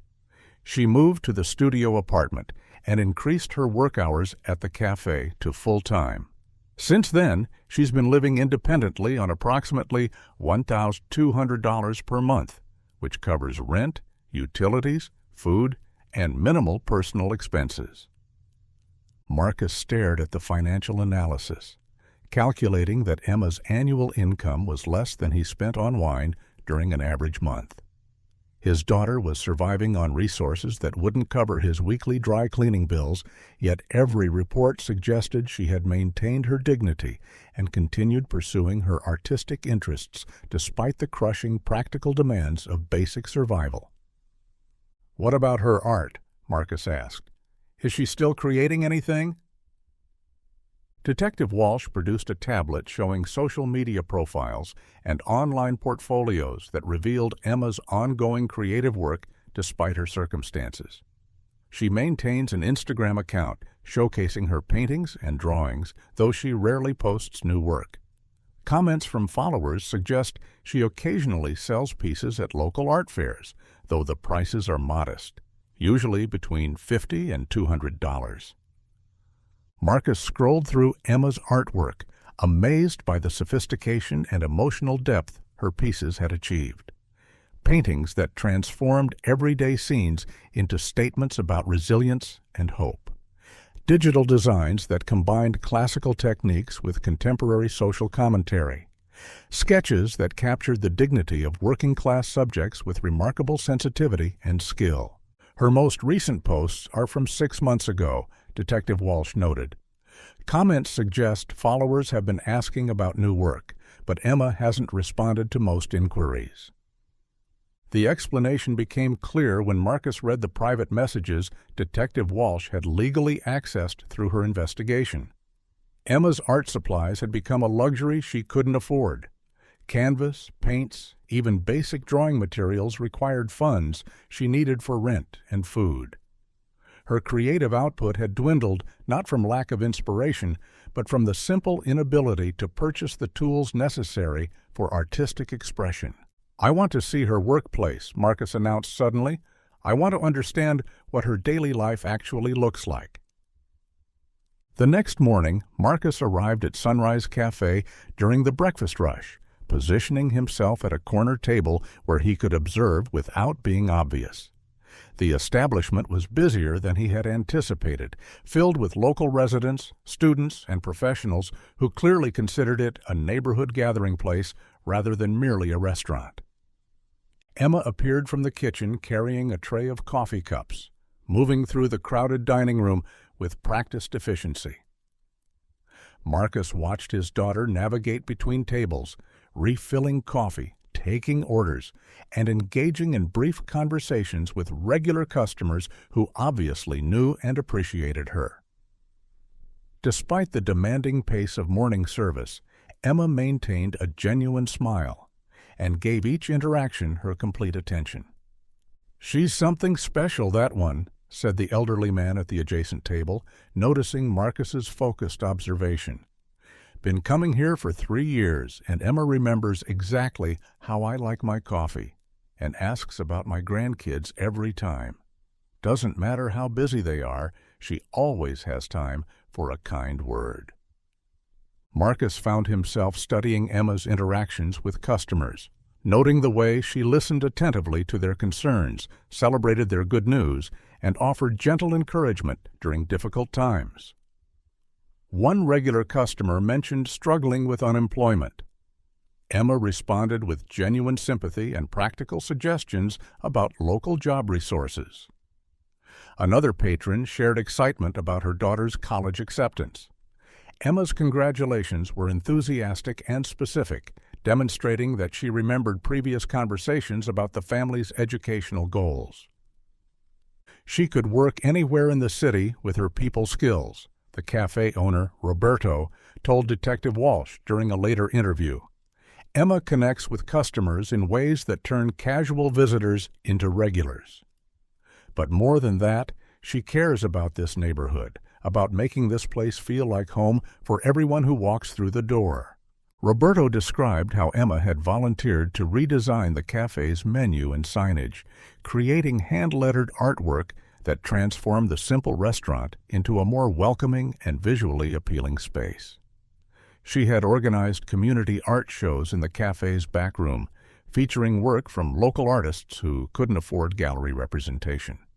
These events had become monthly gatherings that brought together diverse neighborhood residents around shared appreciation for creativity and community. "Emma never asks for anything in return," Roberto explained. "She just sees ways to make things better and quietly does the work. When we had break-ins last winter, Emma organized neighbors to take turns checking on the place during off hours. When Mrs. Patterson from the bookstore next door was in the hospital, Emma coordinated meal deliveries for her family." Marcus absorbed these testimonials with growing amazement and increasing guilt. His daughter had become exactly the kind of person he should have aspired to be, someone who used her talents to strengthen community, who prioritized others' welfare alongside her own success, who created beauty and connection despite facing constant practical challenges. The investigation's final phase revealed details about Emma's current situation that made Marcus's earlier discoveries seem manageable by comparison. Her studio apartment, which Detective Walsh photographed with permission from the building manager, consisted of one room that served as bedroom, living area, and art studio. A Murphy bed folded against one wall to create space for an easel and small desk during the day. Windows faced east, providing natural light for painting during morning hours when Emma wasn't working at the cafe. The apartment was meticulously organized, despite its size limitations. Art supplies were arranged in clear containers that maximized the small storage space. Books about art history and technique were stacked neatly beside a laptop that Emma used for freelance design work and online research. The walls displayed a few of her own paintings alongside prints by artists she admired, creating a gallery-like atmosphere that transformed the modest space into something approaching inspiring. "She's 3 months behind on rent," Detective Walsh reported after reviewing the building's financial records. "The manager has been patient because Emma always communicates about her situation and makes partial payments when possible. But patience has limits, especially in this rental market." Marcus learned that Emma had been supplementing her cafe income with freelance graphic design work, staying up late to complete projects for local businesses that couldn't afford professional marketing services. Her rates were below market value because she prioritized helping community organizations over maximizing profit. A community garden needed flyers for their fundraising event. A literacy program required a new logo design. A neighborhood food bank wanted promotional materials for their holiday drive. "Emma's design portfolio shows professional quality work," Detective Walsh observed, showing Marcus examples of logos, brochures, and website designs Emma had created. She could easily charge 3 times her current rates and find clients who could afford to pay them. But she seems committed to serving this particular community, even when it means financial sacrifice. The investigation revealed that Emma had applied for several higher-paying design positions at established firms, but had withdrawn her applications after receiving interview invitations. When Detective Walsh inquired discreetly about this pattern, she learned that Emma was concerned about the time commitments that professional positions would require, fearing she wouldn't be able to maintain her community volunteer work and art projects. "She's trapped herself in underemployment," Detective Walsh explained to Marcus. "Emma has the skills and intelligence to pursue much more lucrative opportunities, but she's chosen to prioritize community involvement over career advancement.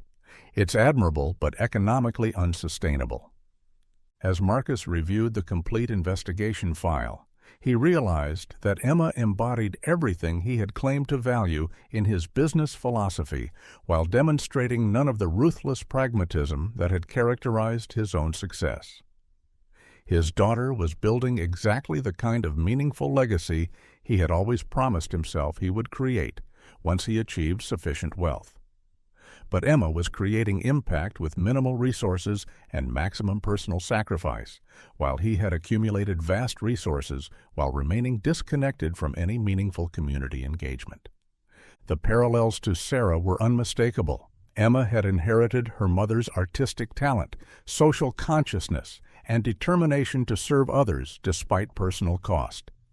But she had also developed Marcus's analytical intelligence, strategic thinking, and ability to envision complex solutions to seemingly intractable problems. The combination should have positioned her for extraordinary success in any field she chose to pursue. Instead, Emma was working 60-hour weeks at minimum wage while using her talents to strengthen a community that couldn't afford to adequately compensate her contributions. She was creating art when materials allowed, designing marketing materials for organizations that operated on volunteer labor, and building exactly the kind of community connections that Marcus had always been too busy to develop. "There's one more thing," Detective Walsh said as their final meeting concluded. "Emma has been researching art therapy programs at several universities. Based on her browser history and downloaded applications, she's interested in combining her artistic skills with psychology to work with children who have experienced trauma, but the programs require full-time enrollment and complete financial aid, which her current work schedule makes impossible." Marcus stared at this final piece of information, recognizing another layer of irony in their situation. Emma wanted to pursue exactly the kind of meaningful career that would utilize her talents while serving society's most vulnerable populations. The education she needed was available and accessible, but only to students who didn't need to work full-time to survive. His daughter's dreams were being deferred not by lack of ability or ambition, but by the same economic constraints that had forced her to abandon her undergraduate degree.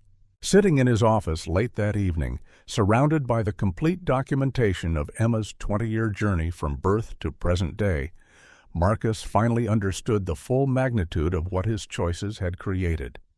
His daughter was extraordinary in exactly the ways that mattered most: intelligent, talented, compassionate, and committed to using her gifts to improve other people's lives. But she was struggling financially in ways that made pursuing her dreams impossible, while he possessed resources that could instantly transform her circumstances without affecting his own lifestyle in any measurable way. Emma Chen was living the life Marcus had always claimed to admire: purposeful, community-focused, dedicated to creating meaning rather than merely accumulating wealth. But she was also trapped by economic limitations that prevented her from fully developing her potential or achieving the impact she was clearly capable of creating. The investigation was complete. Marcus now knew everything about the daughter he had never met: her achievements, her struggles, her character, and her dreams. But knowledge was only the beginning. The next phase, finding a way to enter Emma's life without destroying the independence and dignity she had fought so hard to maintain, would require skills Marcus had never needed to develop. He was about to discover whether the man who had mastered the art of building profitable enterprises could learn the infinitely more complex challenge of building authentic relationships with someone who had every reason to distrust his motives and question his character. Emma Chen was waiting for him, though she didn't know it yet. And Marcus Sterling, who had never failed to achieve a goal once he committed to pursuing it, was about to embark on the most important project of his life: earning the right to be part of a daughter's future while acknowledging the past he had missed through his own choices. The weight of knowledge proved heavier than Marcus Sterling had anticipated. 3 weeks after Detective Walsh's final report landed on his desk, he found himself driving through southeast Portland at dawn, navigating streets he had never explored despite owning properties throughout the city. The Tesla's GPS guided him toward Hawthorne Boulevard with clinical precision, but nothing could have prepared him for the emotional complexity of intentionally seeking out a daughter who remained unaware of his existence.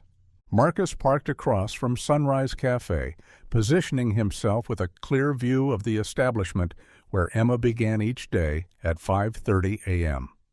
The morning light filtered through Portland's characteristic cloud cover, casting everything in the gray tones that had become familiar during his weeks of surveillance. Surveillance. The word made him uncomfortable, suggesting something predatory, rather than the desperate need to understand that actually drove his daily pilgrimages to this neighborhood. At exactly 5:25, Emma emerged from the narrow alley beside the cafe, her dark hair pulled back in the practical ponytail that had become as familiar to Marcus as his own reflection.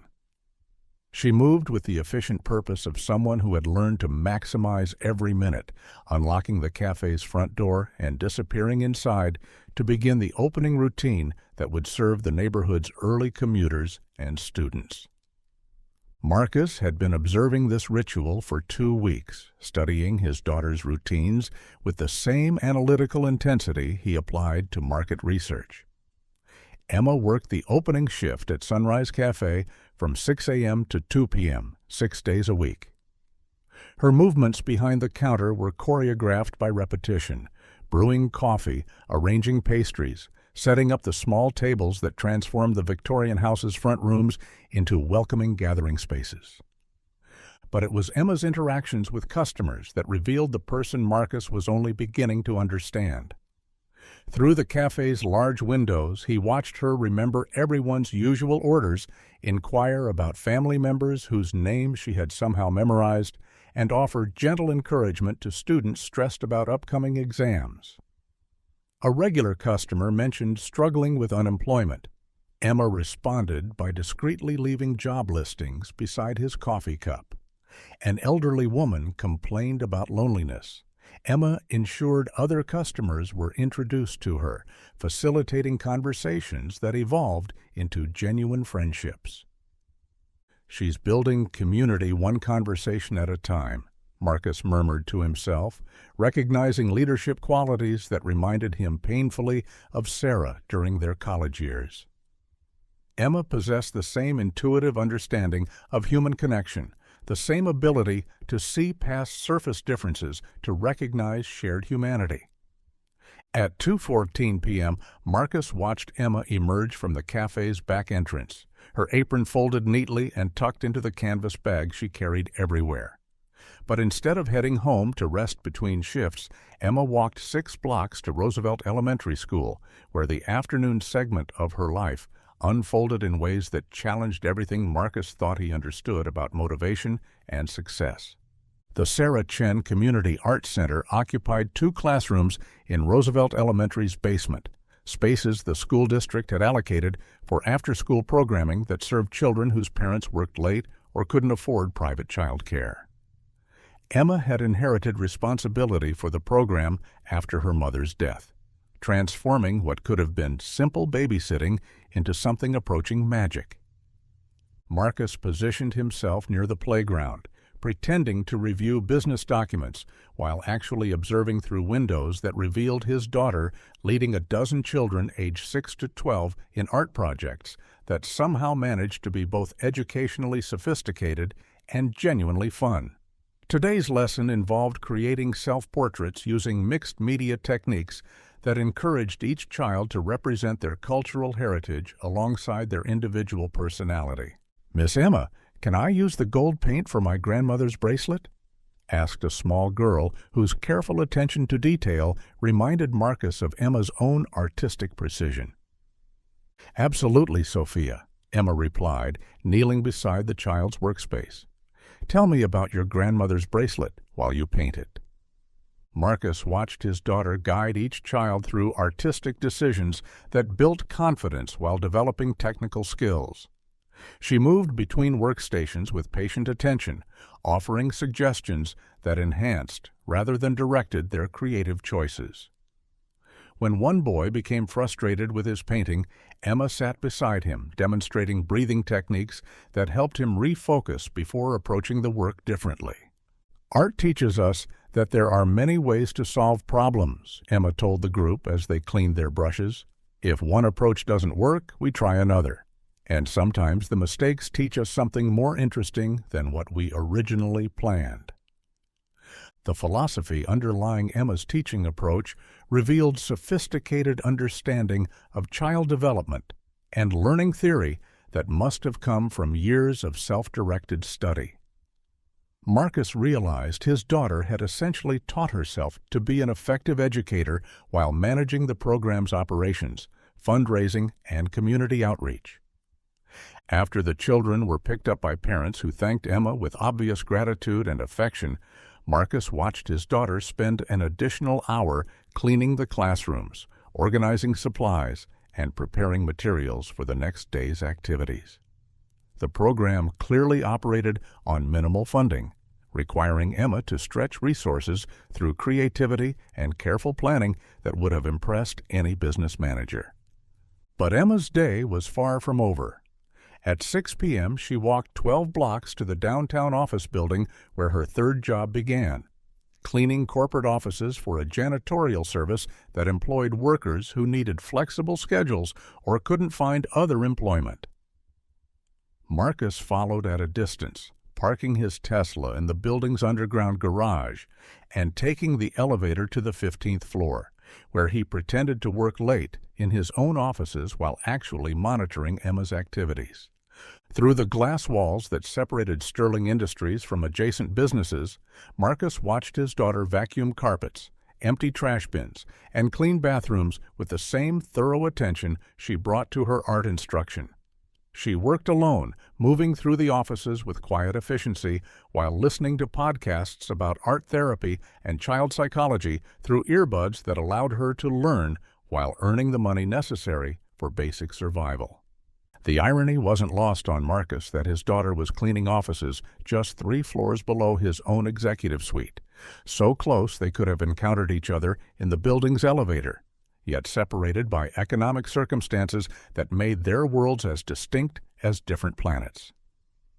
Emma earned approximately $12 per hour for work that kept her in the building until midnight, while Marcus's office rent for a single month exceeded her annual income. Watching Emma methodically clean conference rooms where Marcus had closed multi-million-dollar deals, he felt the familiar combination of pride and guilt that had dominated his emotions since discovering her existence. Pride because she approached every task with professionalism and dignity, refusing to let circumstances diminish the quality of her work. Guilt because she was working 3 jobs to address problems he could solve with a single phone call to his accountant. It was during his 3rd week of observation that Marcus learned about the medical debt that dominated Emma's financial reality. Detective Walsh had provided the numbers, but witnessing their impact proved more devastating than any spreadsheet could convey. Emma spent her lunch breaks at the cafe making phone calls to billing departments, negotiating payment plans for Sarah's hospital expenses that had accumulated during her final months. "I can send you $50 this week," Marcus overheard Emma explaining to a medical billing representative while she sat in the cafe's back alley, seeking privacy for conversations she clearly found humiliating. "I know it's not the full amount, but I'm working as many hours as possible. Please don't send this to collections." The conversation revealed that Emma owed approximately $40,000 in medical expenses that insurance hadn't covered, an amount that represented more than 3 years of her current income. She was paying what she could while accruing interest and fees that made the debt grow faster than her payments could reduce it. The mathematics were inescapable. Without intervention, Emma would spend decades paying for her mother's final medical care. That evening, Marcus sat in his penthouse office, reviewing the financial documentation Detective Walsh had compiled, calculating solutions with the analytical skills that had built his business empire. $40,000 represented less than Marcus spent annually on wine and art acquisition. He could eliminate Emma's debt with a personal check that wouldn't affect his monthly budget, freeing his daughter to pursue education and opportunities currently beyond her reach. But how could he provide such assistance without revealing his identity and disrupting the carefully constructed independence Emma had fought to maintain? Direct contact risked destroying her dignity and autonomy, qualities Marcus had come to admire more than any business achievement. Anonymous payment might be interpreted as charity from unknown sources, potentially creating suspicion and discomfort rather than relief. Marcus had built his career on identifying problems and implementing solutions, but the challenge of helping Emma required emotional intelligence he had never needed to develop. Business negotiations involved clear objectives and quantifiable outcomes. Relationships, he was learning, operated according to entirely different principles that couldn't be controlled through wealth or strategic planning. The solution, when it finally occurred to him, demonstrated the systematic approach that characterized Marcus's problem-solving methodology. If he couldn't directly pay Emma's debts without complications, he could address them indirectly through mechanisms that would appear to result from Emma's own efforts rather than external intervention. Marcus's first anonymous intervention involved the Sarah Chen Community Arts Center, which Detective Walsh had discovered was 3 months behind on rent payments to the school district. Emma had been using her personal income to keep the program operational, sacrificing her own financial stability to preserve her mother's legacy. The center served 43 children whose families couldn't afford private art instruction, providing not just creative education, but also safe after-school care in a neighborhood where such resources were scarce. Working through his corporate foundation, Marcus arranged for Sterling Industries to sponsor community arts programming throughout Portland's school district. The initiative, announced as part of the company's expanded civic engagement efforts, would provide annual funding for qualifying programs based on enrollment numbers, educational outcomes, and community impact assessments.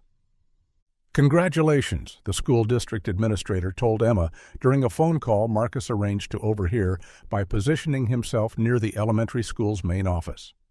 "The Sarah Chen Community Arts Center has been selected for full funding through the Sterling Industries Community Arts Initiative." Your program demonstrates exactly the kind of educational excellence and community impact we hope to support." Marcus watched Emma's face through the office window as she processed this unexpected news, emotions shifting from confusion to disbelief to overwhelming relief. The funding would cover not just rent and basic supplies, but also allow Emma to purchase professional art materials and expand programming to serve additional children. "I don't understand," Emma said, her voice carrying across the office space. "I never applied for this grant. How did you know about our program?" The selection committee reviewed all existing community arts programs in the district, the administrator explained, reading from talking points Marcus had carefully prepared. "Your program's reputation for excellence and community impact made it an obvious choice for funding." After ending the call, Emma sat quietly in the elementary school's hallway, staring at the grant notification letter with an expression that combined gratitude with bewilderment. Marcus observed his daughter struggling to process this sudden change in circumstances, clearly wondering how such fortune had found its way to her small program. The medical debt required more complex maneuvering. Marcus couldn't simply pay the bills without raising questions about the source of such assistance, but he could create circumstances that would enable Emma to address the debt through her own efforts. Working through a network of business contacts, Marcus arranged for Emma to receive several substantial freelance graphic design contracts that appeared to result from her existing community connections. A nonprofit organization that provided services to immigrant families needed a complete rebranding package, new logo, promotional materials, and website design. The project budget was set at $15,000, significantly above market rates for similar work, but justified by the organization's expanded funding and Emma's reputation within the community. "Emma, I heard about your design skills from Roberto at Sunrise Cafe," the nonprofit director explained during a phone call that Marcus had orchestrated through intermediaries. "We've received a major grant that includes funding for professional marketing materials, and several people recommended you specifically." Marcus positioned himself across the street from the cafe, watching through the window as Emma received this call during her afternoon break. Her initial excitement gradually transformed into something approaching overwhelming gratitude as she realized the project fee would eliminate a significant portion of her medical debt. "I've never done work at this scale," Emma admitted, her honesty characteristic of the integrity Marcus had observed in all her interactions. "But I have portfolio samples I could show you, and I'm willing to work with whatever timeline you need."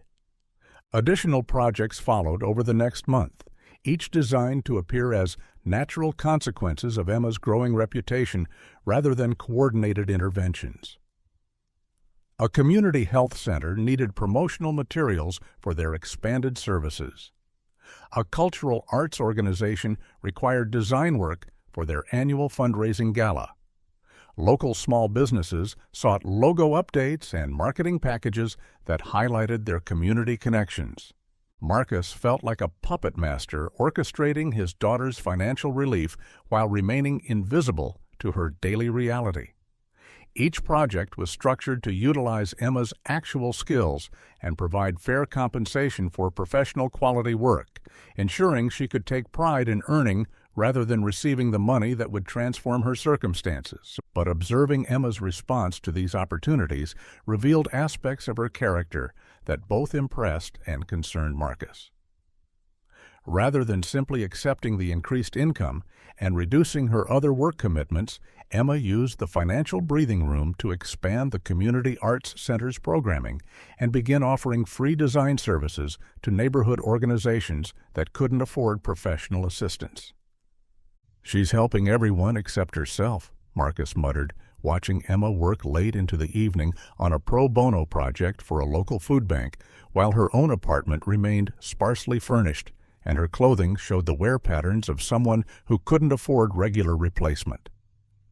Emma's response to improved financial circumstances demonstrated values that Marcus recognized as both admirable and potentially self-destructive.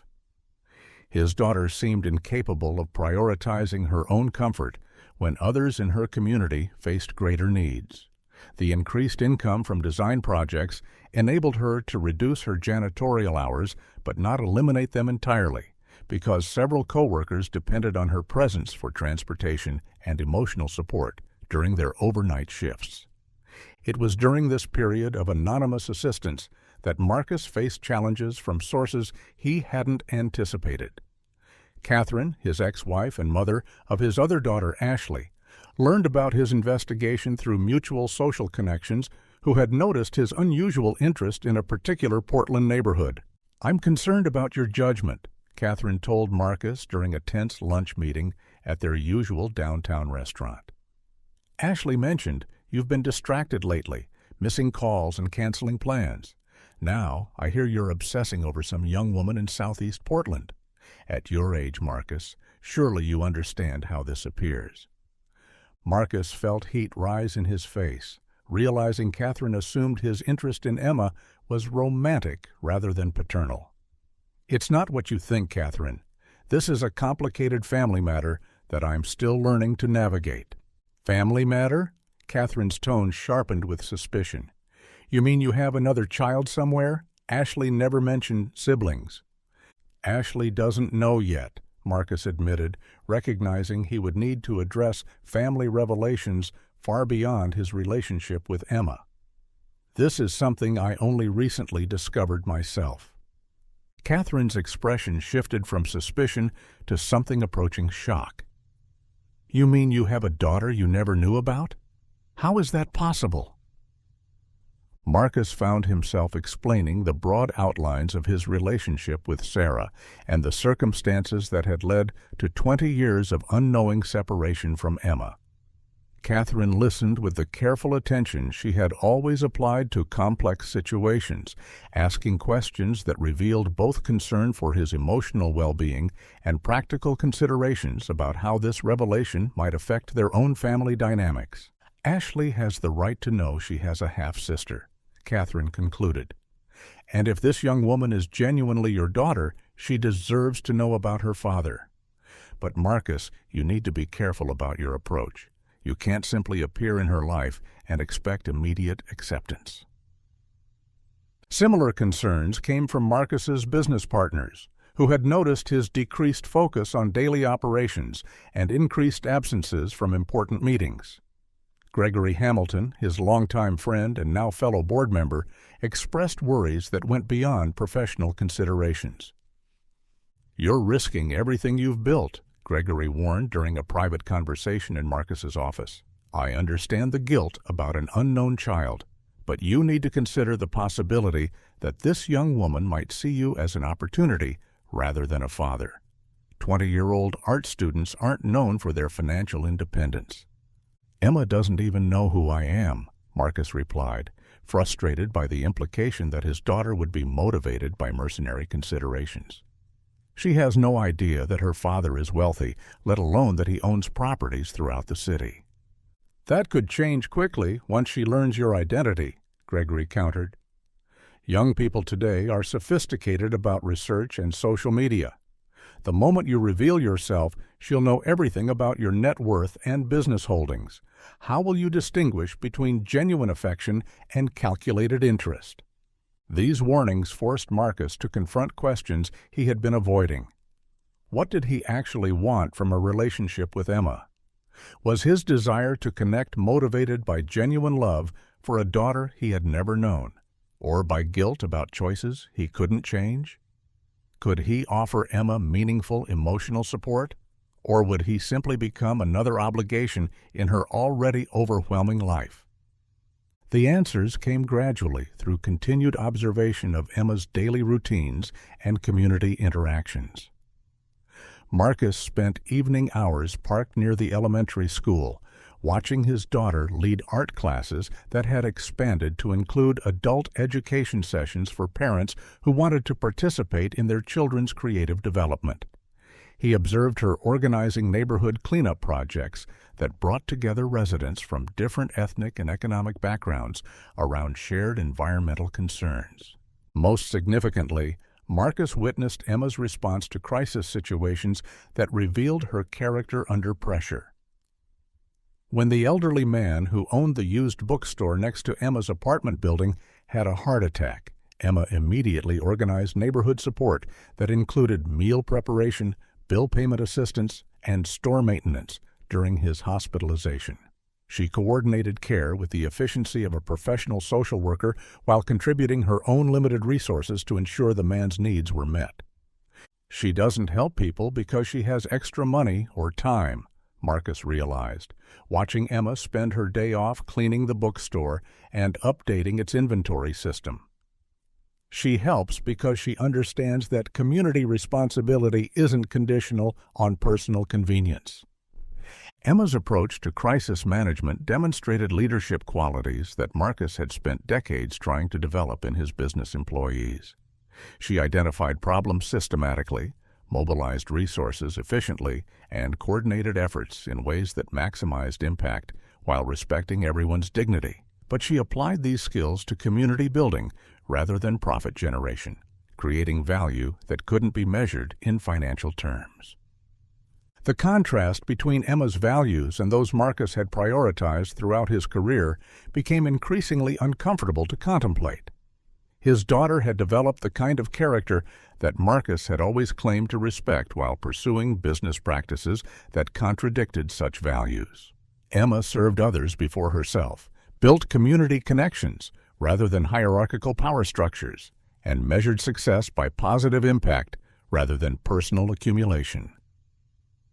Marcus began to understand that approaching Emma would require more than revealing his identity and offering financial support.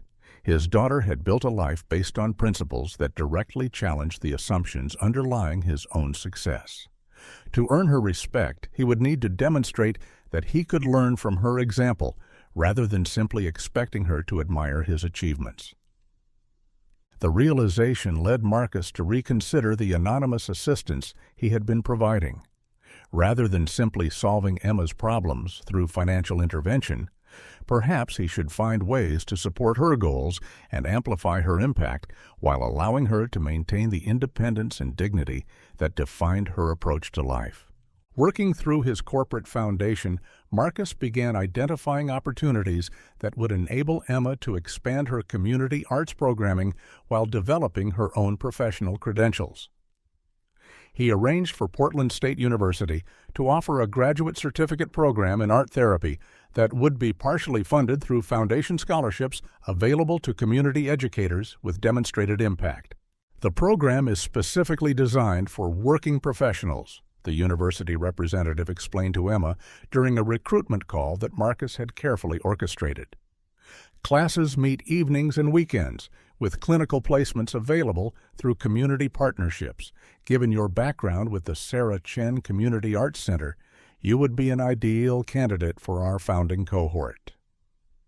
Marcus observed Emma's reaction to this opportunity from his usual position across the street from the cafe, watching his daughter's face transform as she processed the possibility of pursuing formal education in art therapy while maintaining her community commitments.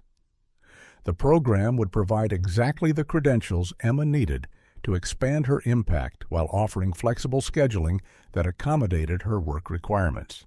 But Emma's first question revealed the practical considerations that dominated her decision-making process.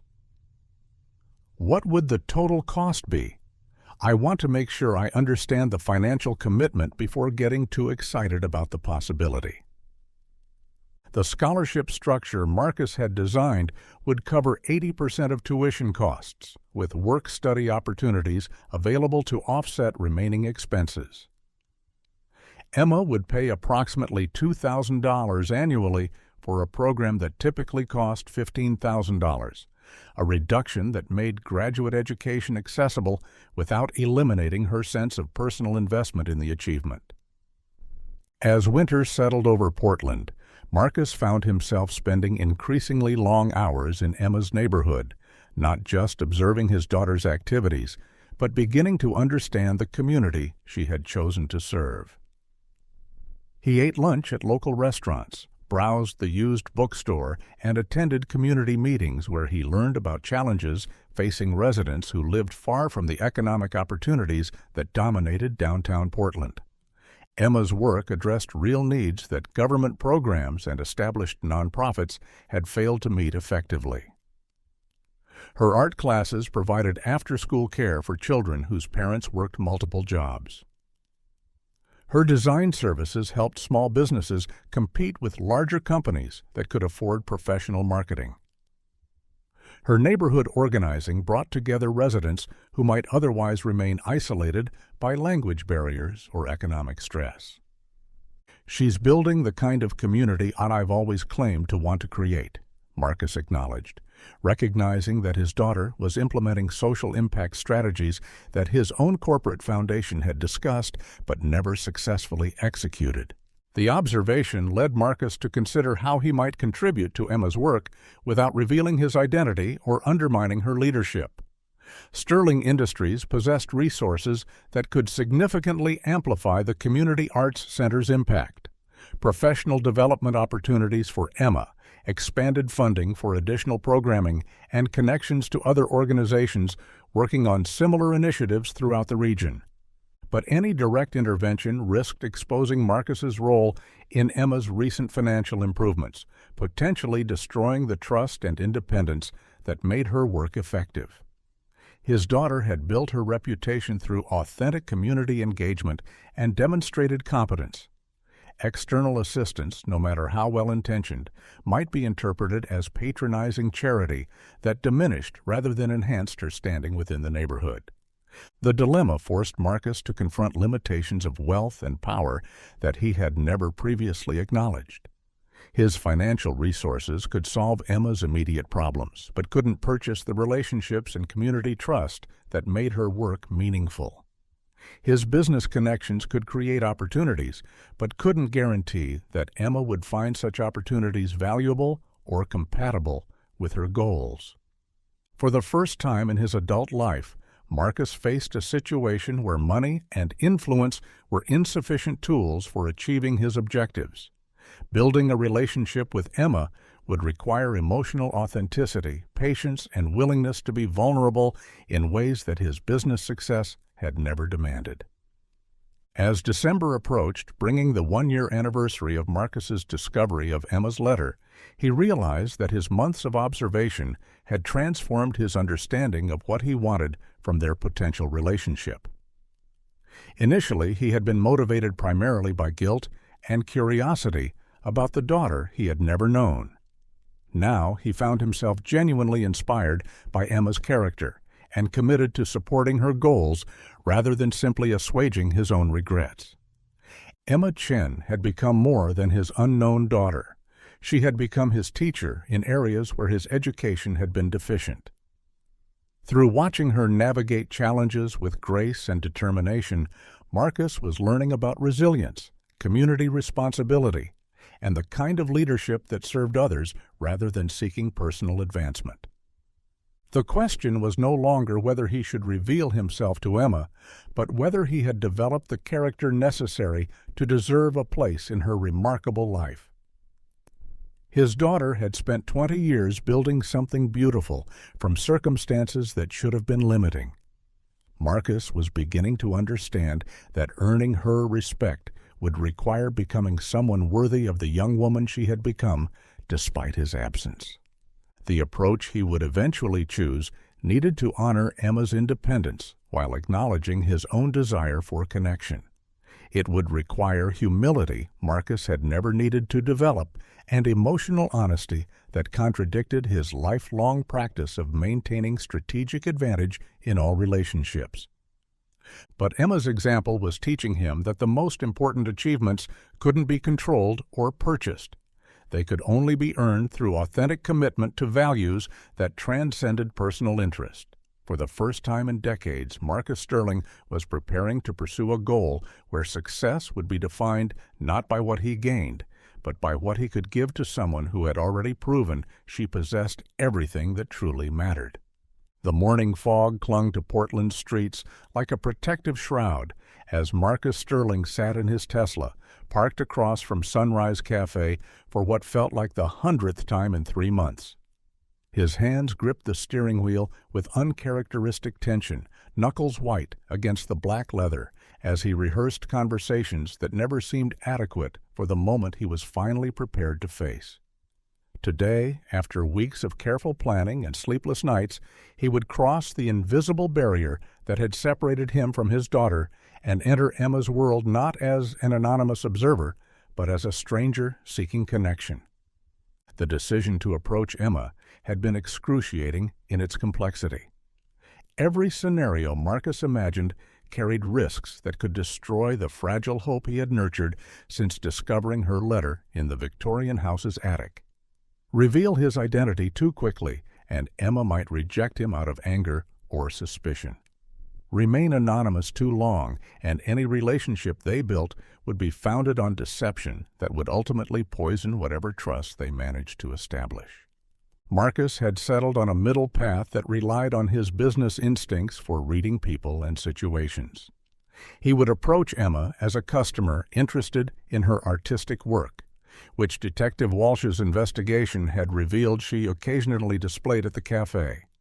The strategy would allow him to learn about his daughter's personality and values while giving her control over how much she chose to share with a stranger who expressed genuine interest in her creativity.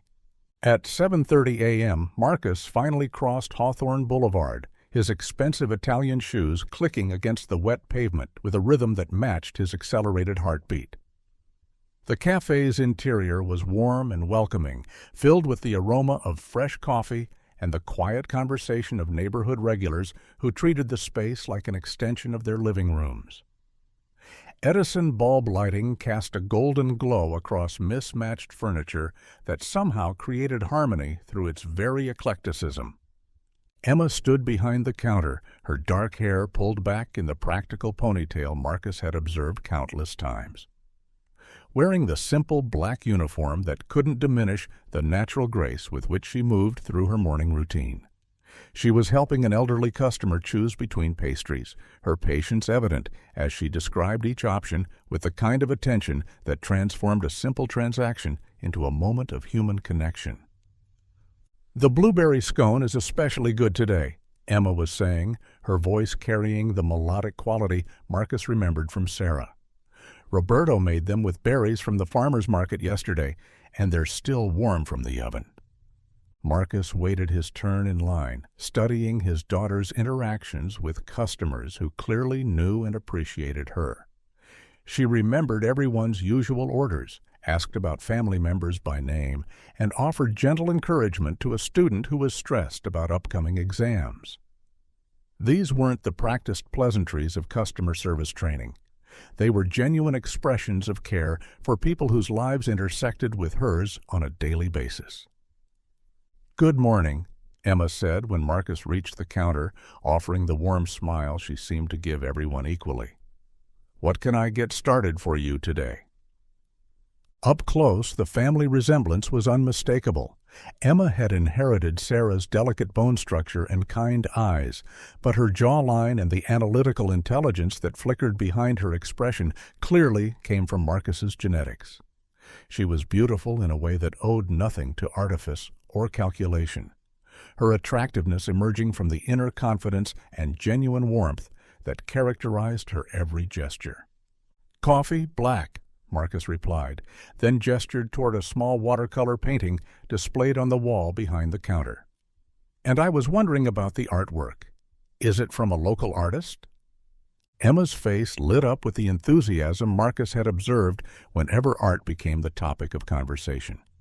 "That's actually mine," she said, following his gaze to the piece depicting the cafe's interior transformed through artistic vision into something both familiar and magical.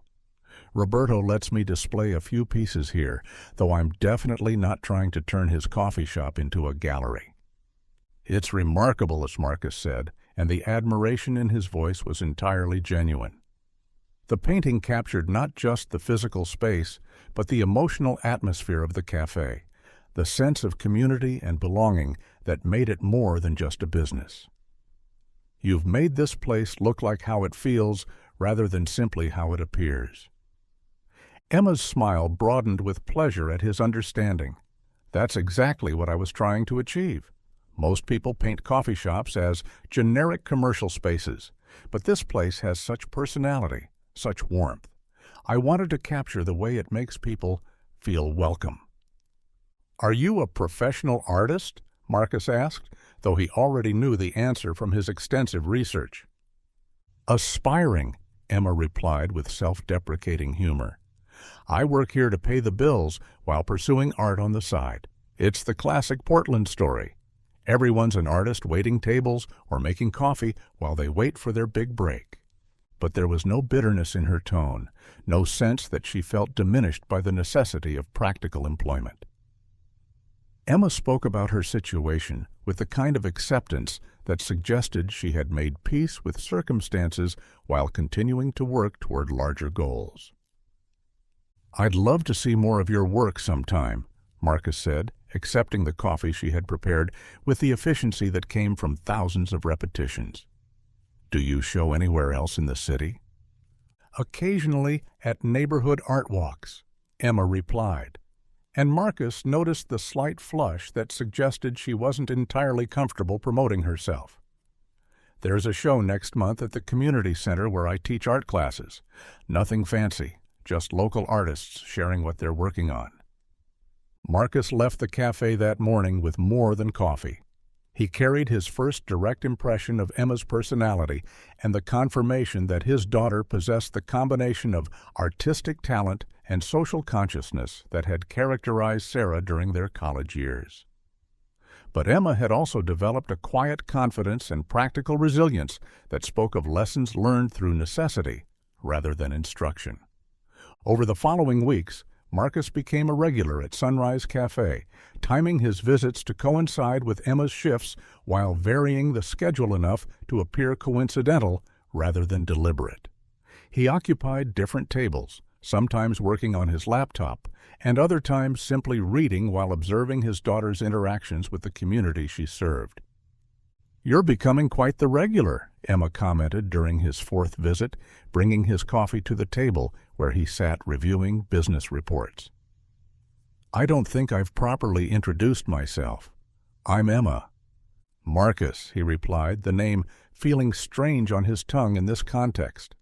For months he had been an anonymous observer.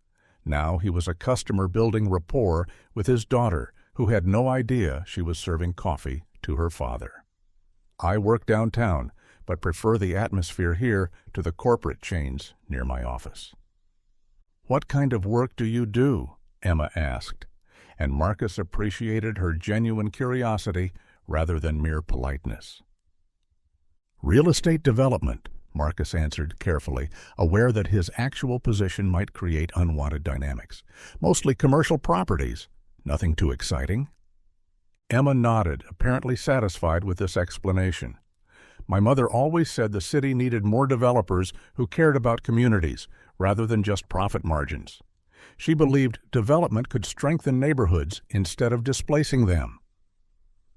The mention of Sarah created a tightness in Marcus's chest, but he managed to maintain conversational tone. Your mother sounds wise. Was she in the business? Artist and teacher, Emma replied, pride evident in her voice. She ran community art programs for children whose families couldn't afford private lessons. I'm trying to continue her work while figuring out my own path. Marcus found himself drawn into increasingly personal conversations during subsequent visits. Emma spoke about her dreams of pursuing art therapy, combining her artistic training with psychology to help children process trauma through creative expression. She described the community center where she taught, the challenges of maintaining programming with limited funding, and her determination to honor her mother's legacy while building something uniquely her own. The kids I work with have been through things no child should experience, Emma explained during a quiet afternoon when the cafe was nearly empty. Poverty, family violence, immigration stress, academic pressure. Art gives them a way to express feelings they don't have words for yet. That must be emotionally demanding work, Marcus observed, genuinely curious about how his daughter managed the psychological challenges of such responsibility. It is, Emma acknowledged, but it's also the most meaningful thing I've ever done. When you see a child who's been silent for weeks suddenly start talking because they painted something that helped them feel safe, you understand why this work matters more than anything else. Marcus began to understand that Emma's commitment to community arts education wasn't simply inherited obligation or youthful idealism. His daughter had discovered her calling through direct experience with the transformative power of creative expression, and she approached the work with professional dedication despite the financial sacrifices it required. During their fifth conversation, Emma mentioned the recent grant funding that had saved the Community Arts Center, unaware that she was describing Marcus's anonymous intervention to the man who had orchestrated it. "I still can't believe our luck," Emma said, refilling Marcus's coffee cup during a mid-morning lull. The Sterling Industries Foundation contacted the school district out of nowhere with funding for community arts programs. It came at exactly the right time. We were 3 months behind on rent and facing closure. Marcus felt heat rise in his face as he struggled to maintain neutral expression while his daughter unknowingly thanked him for assistance he couldn't acknowledge providing. "That's wonderful. It sounds like your program is exactly the kind of initiative foundations should support." "I keep wondering how they even knew about us," Emma continued, genuine puzzlement in her voice. "We're such a small operation, barely 30 kids enrolled, but apparently their selection committee had detailed information about our programming and community impact. It felt like someone had been watching our work and documenting everything we do." The accuracy of Emma's intuition made Marcus uncomfortable, but he managed to deflect without lying outright. "Foundations often do more research than applicants realize. They want to ensure their funding goes to programs with genuine community impact rather than just good grant writing." Emma nodded, accepting this explanation while continuing to stack clean cups with the methodical precision Marcus had observed in all her work. "I just hope we can live up to their expectations. The funding allows us to expand programming and serve more children, but it also creates pressure to prove we deserve their investment." "I'm sure you'll exceed their expectations," Marcus replied, meaning every word while recognizing the irony of encouraging his daughter to succeed with resources he had secretly provided. Their conversations gradually revealed Emma's fierce independence and the values that guided her decision-making. She spoke about choosing community impact over financial advancement, about learning to stretch limited resources through creativity and careful planning, and about the satisfaction that came from building something meaningful rather than simply pursuing personal success. "My mother taught me that wealth isn't measured in bank account balances," Emma explained during a conversation about career priorities. "She showed me that having enough to meet your needs while contributing to others' well-being is richer than accumulating money you don't actually need." Marcus listened to these philosophy lessons from his daughter with growing awareness of how completely their approaches to life diverged. Emma had embraced voluntary simplicity and community service, while he had spent decades accumulating resources he rarely enjoyed in pursuit of success that felt increasingly hollow. "Do you ever regret not pursuing more lucrative opportunities?" Marcus asked, genuinely curious about Emma's perspective on sacrifice and satisfaction. "You can't regret choices that align with your values," Emma replied thoughtfully. "I could probably make more money doing corporate design work, but I'd be helping companies sell products instead of helping children discover their creativity. The money might improve my bank balance, but it wouldn't improve my life in ways that actually matter." The conversation revealed Emma's sophisticated understanding of purpose and meaning that Marcus had spent decades failing to develop. His daughter had learned lessons about authentic success that his business education had never addressed, wisdom that came from watching Sarah build meaningful work despite economic constraints. As winter deepened and their regular interactions continued, Marcus found himself genuinely enjoying his conversations with Emma beyond the paternal connection he had originally sought. His daughter was intelligent, articulate, and possessed insights about community building and social responsibility that challenged his assumptions about leadership and impact. Emma, in turn, seemed to appreciate having someone to discuss her work and aspirations with in depth. Most of her daily interactions involved either customer service or child supervision. Marcus provided an opportunity for adult conversation with someone who asked thoughtful questions and offered perspectives that helped her think more clearly about her goals. "You're easy to talk to," Emma commented one afternoon when their conversation had stretched longer than usual. "Most people either don't understand why I've chosen this work or think I'm wasting my education on idealistic nonsense. It's nice to talk with someone who takes community work seriously." Marcus felt simultaneously flattered and guilty at her assessment. He was taking her work seriously, but only because observing her dedication had taught him to recognize value in pursuits he had previously dismissed as impractical sentiment. It was during their 7th substantial conversation that Emma mentioned her father for the first time, speaking casually about childhood questions that had never been satisfactorily answered. "I used to wonder what he was like," Emma said, organizing the cafe's small retail display while talking. "My mother told me wonderful stories about his intelligence and ambition, but she was always vague about why he wasn't part of our lives. As a kid, I imagined all sorts of romantic explanations. Maybe he was a spy who couldn't contact us, or maybe he was a famous person who had to protect us from publicity." Marcus's coffee cup paused halfway to his lips as he struggled to maintain composure while listening to his daughter describe childhood fantasies about the father who had actually been building a business empire just a few hundred miles away. "Did you ever try to find him?" Marcus asked carefully, his throat tight with emotions he couldn't express. "When I turned 18, I did some internet research," Emma admitted, "but Chen is a common surname, and my mother never told me much about his background. I found a few possibilities, but nothing definitive, and honestly, I'd stopped caring by then. If someone doesn't want to be found, there's probably a good reason." The casual resignation in Emma's voice cut through Marcus more deeply than anger would have. His daughter had moved beyond hoping for contact with her father, accepting his absence as permanent and directing her emotional energy toward relationships and work that provided actual fulfillment. "Maybe he doesn't know how to find you," Marcus suggested gently, testing whether Emma had considered alternative explanations for his absence. "Maybe," Emma replied with a shrug that suggested she no longer found such speculation interesting.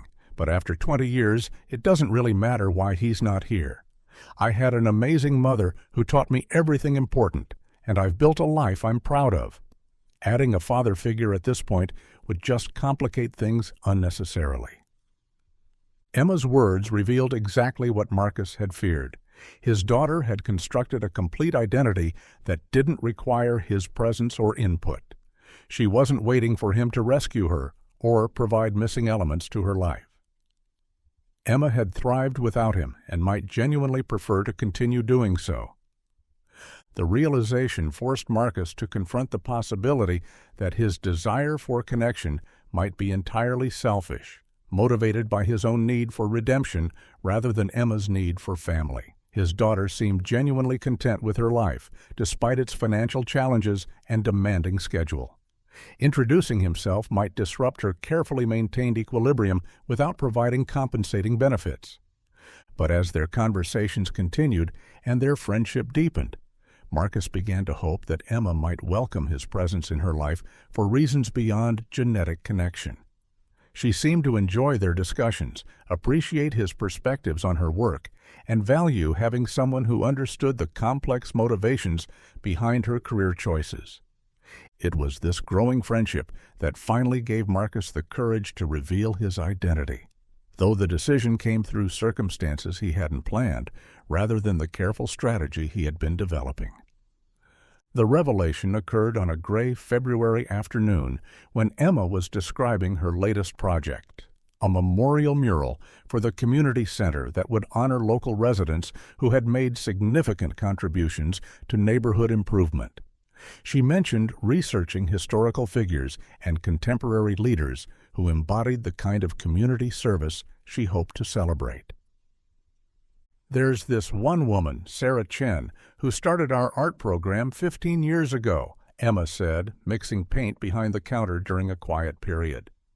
"She's my inspiration for everything I do, but I worry that people don't remember her contributions now that she's gone."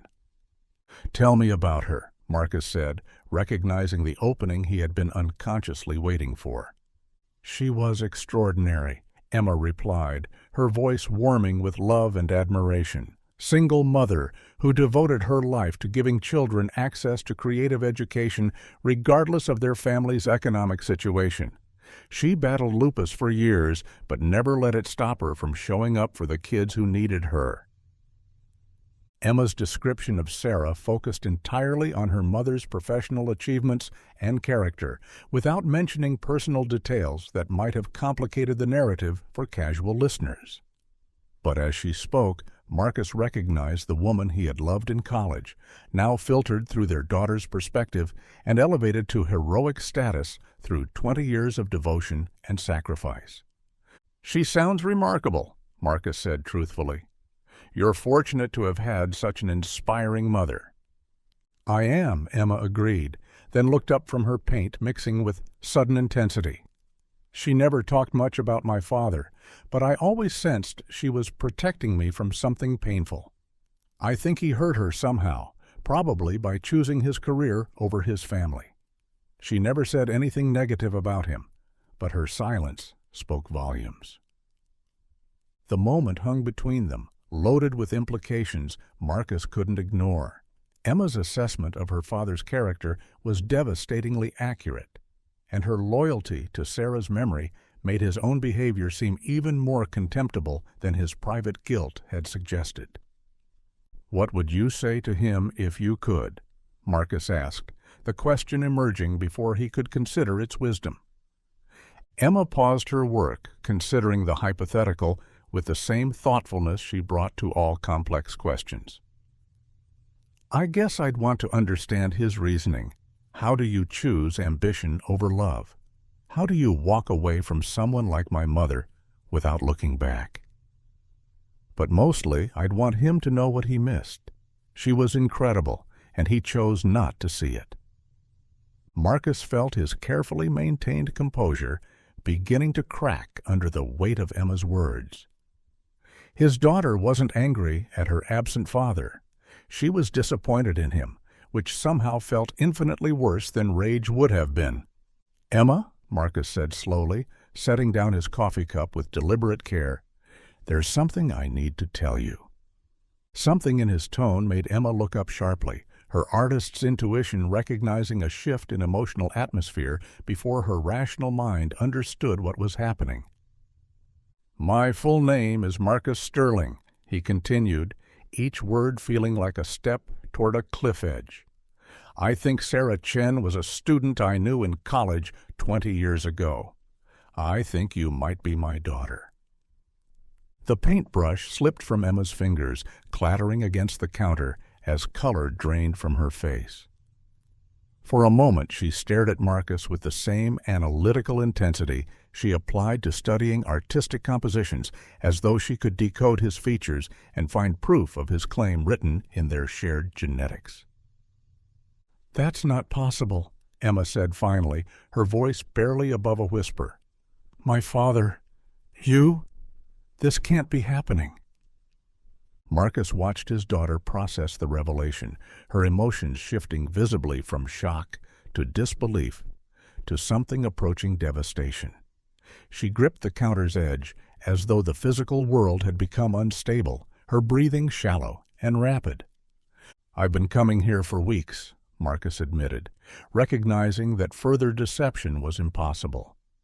"I found a letter you wrote when you were 8, hidden in the attic of the house where you lived with Sarah. I hired investigators to learn about your life, and I've been trying to find the courage to tell you who I am."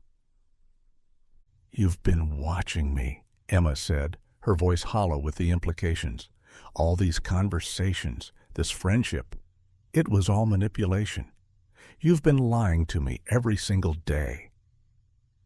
Marcus felt panic rising as he recognized how his methods appeared from Emma's perspective. "I wanted to get to know you before revealing my identity. I was afraid if I told you immediately, you might reject any possibility of relationship. So you decided to trick me instead?" Emma's voice was growing stronger, fueled by anger that was replacing shock. "You thought deception was a better foundation for trust?" Other customers were beginning to notice the tension radiating from behind the counter, though Emma's professional instincts kept her voice low enough to avoid creating a public scene. Roberto emerged from the kitchen, recognizing that something significant was happening without understanding its nature. "Emma, you okay?" he asked, noting her pale complexion and shaking hands. "I need to take a break," Emma said, removing her apron with mechanical movements. "Can you cover the counter for a few minutes?"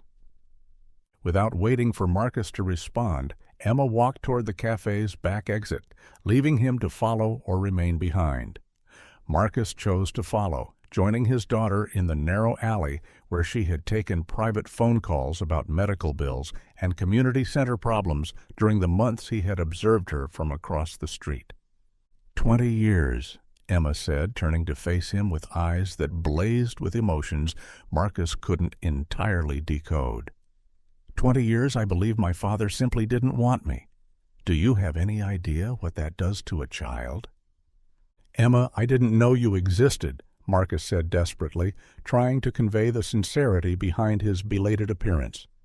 If I had known Sarah was pregnant. But you did know she was trying to reach you, Emma interrupted, her voice cutting through his explanations with surgical precision. She called you 3 times after you left California. I found her old phone records after she died. You knew she needed something from you, and you chose not to respond. Marcus felt the truth of her accusation like a physical blow.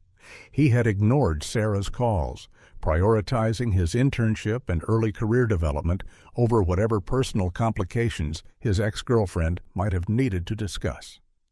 The decision that had seemed professionally prudent at the time now appeared unconscionably cruel. I was young and stupid, Marcus admitted, recognizing how inadequate the explanation sounded. I thought maintaining professional focus required cutting ties with personal relationships that might complicate my goals. My mother was a complication, Emma said, her tone flat with suppressed rage. Your daughter was a complication. We were obstacles to your success that needed to be eliminated. That's not how I thought about it then, Marcus protested, though he recognized the essential accuracy of Emma's characterization. How you thought about it then is exactly the problem, Emma replied. You made a choice to prioritize money over love, ambition over responsibility. And now you want me to welcome you into my life because you've finally decided we might be worth your attention. Marcus had anticipated anger about his absence, but he hadn't prepared for Emma's sophisticated understanding of his motivations and the moral implications of his choices. His daughter wasn't simply hurt by abandonment. She was genuinely disappointed in his character and the values that had guided his decisions. I want to make amends, Marcus said, grasping for ways to express his genuine desire for connection. I want to be part of your life now, to help you achieve your goals and support the work you're doing. With money? Emma asked, her tone suggesting she had anticipated this offer. You think you can buy forgiveness and relationship with financial assistance? I know about the medical debt, Marcus admitted, recognizing that his anonymous interventions would soon be discovered anyway. I know about the struggles you've faced since Sarah's death. I have resources that could eliminate those problems immediately. Emma's expression shifted from anger to something approaching disgust. The grant funding for the Art Center, the freelance design contracts that appeared out of nowhere. That was you, wasn't it? Marcus nodded, unable to deny what Emma had already deduced through her analytical intelligence. "You've been manipulating my life for months," Emma said, each word delivered with careful precision.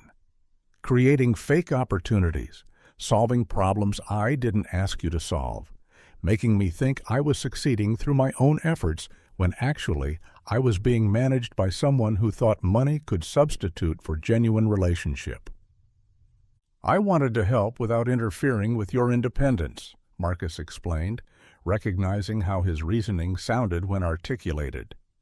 "My independence?" Emma laughed, but there was no humor in the sound. "You destroyed my independence the moment you started secretly controlling my circumstances. Every success I've celebrated, every problem I thought I'd solved through my own determination. It was all artificial, wasn't it?" Marcus realized with growing horror that his attempts to help Emma had actually undermined the self-reliance and personal agency that he had come to admire most about her character. By solving her problems anonymously, he had stolen her authentic achievements and replaced them with manufactured success that would forever be tainted by deception. "I earned my art college scholarship through 4 years of perfect grades while taking care of a sick mother," Emma continued, her voice rising despite her efforts to maintain control. "I built the Community Art Center's reputation through 7 years of dedicated work with children who needed someone to believe in them. I survived after my mother's death by working 3 jobs and refusing to accept charity from anyone." She stepped closer to Marcus, and he could see tears forming in her eyes despite her anger. "And now I find out that none of it was real," Emma said, her voice breaking slightly. "The grant that saved the Art Center, the contracts that paid off my medical debt, the opportunities I thought I'd earned through networking and reputation, it was all Daddy's money, wasn't it?" "Your achievements are real," Marcus insisted. "Your teaching, your art, your impact on the community. I didn't create any of that. I just removed some financial obstacles that were preventing you from focusing on your actual work." "You removed my agency," Emma corrected him. "You turned me into a charity case without my knowledge or consent. You stole my right to succeed or fail on my own terms." Marcus began to understand that Emma's anger stemmed not from wounded pride, but from violated principles. His daughter had built her identity around self-reliance and authentic achievement. By secretly subsidizing her success, he had inadvertently attacked the foundation of her self-respect. "I can undo the assistance," Marcus offered desperately. "I can withdraw the funding and let you handle everything independently from now on." "And destroy the programs that children depend on?" Emma asked. "Force the Art Center to close because you've created artificial sustainability that will disappear when you lose interest? You've made it impossible for me to refuse your help without harming people I care about." Emma was right, Marcus realized with growing dismay. His interventions had created dependencies that couldn't be easily reversed without causing harm to the community programs and individuals who had benefited from improved resources. "What do you want from me?" Marcus asked finally, recognizing that his attempts to explain or justify his actions were only making the situation worse. "I want you to leave me alone," Emma replied without hesitation. "I want you to maintain the funding you've already committed so the children don't suffer for your mistakes. But I want you to stay out of my life. I don't want your money, your connections, or your guilty conscience." "Emma, please," Marcus said, reaching toward his daughter before stopping when she stepped back. "I know I've handled this badly, but I genuinely want to know you. I want to be your father." "You gave up the right to be my father 20 years ago," Emma replied, her voice steady despite the tears now flowing freely down her cheeks. "You don't get to reclaim that role now just because you've finally decided it might be convenient." She wiped her eyes with the back of her hand, straightening her posture with visible effort to regain composure. "My mother taught me that family isn't about genetics or obligation," Emma continued. "It's about showing up consistently, supporting each other through difficulties, and choosing to prioritize relationships over personal convenience. You've never done any of those things." "I could learn," Marcus said, his voice barely audible. "I could be better." "I'm sure you could," Emma acknowledged, "but I don't owe you the opportunity to practice. I've built a life that works without you, surrounded by people who've earned their place through consistency and genuine care. I don't need a father figure, especially one who thinks money can substitute for 20 years of absence." Emma turned toward the cafe's back door, then paused without looking back at Marcus. "If you really want to honor my mother's memory," she said quietly, "you'll respect my boundaries and find ways to contribute to our community that don't involve manipulating my life. The work is bigger than both of us, and it shouldn't suffer because of our personal complications." Marcus watched his daughter disappear into the cafe, leaving him alone in the alley with the weight of everything he had destroyed through his clumsy attempts at connection.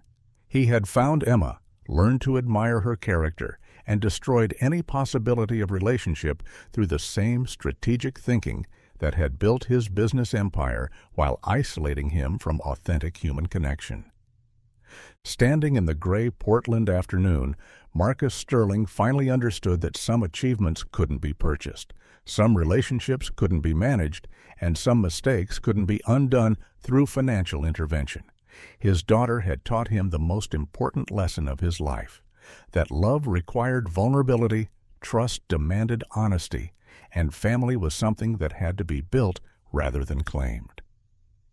But Emma had also made clear that she had no interest in teaching him anything further. Marcus had gained a daughter and lost her in the same conversation, and all his wealth and influence couldn't purchase the forgiveness or relationship that might have given his success actual meaning. The search was over. Marcus had found Emma, learned who she was, and discovered that the person she had become was far more valuable than anything his money could provide. Now he would have to live with the knowledge that his greatest achievement might be respecting his daughter's wishes and staying out of her remarkable life. The months following Marcus's devastating conversation with Emma passed in a haze of corporate meetings that felt increasingly meaningless and sleepless nights spent replaying his daughter's words with painful clarity. "You stole my right to succeed or fail on my own terms." The accusation echoed through his penthouse office as he stared at financial reports that documented his expanding empire while offering no guidance for repairing the relationship he had destroyed through his own arrogance and strategic thinking. Marcus had built his career on identifying problems and implementing solutions, but Emma's rejection had revealed the fundamental limitation of his approach to human connection. His daughter didn't want to be solved, managed, or rescued. She wanted to be respected. And respect, Marcus was learning, couldn't be purchased or strategically maneuvered into existence. For 6 weeks after their confrontation, Marcus honored Emma's request to leave her alone, though the discipline required to maintain distance felt more challenging than any business negotiation he had ever conducted.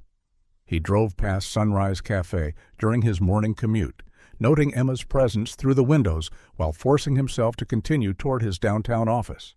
He read online reviews of the Community Arts Center's programming, learning about Emma's expanding influence in Southeast Portland while resisting every impulse to intervene or assist. The restraint was excruciating, particularly when Detective Walsh's monthly reports revealed ongoing challenges that Marcus could easily address.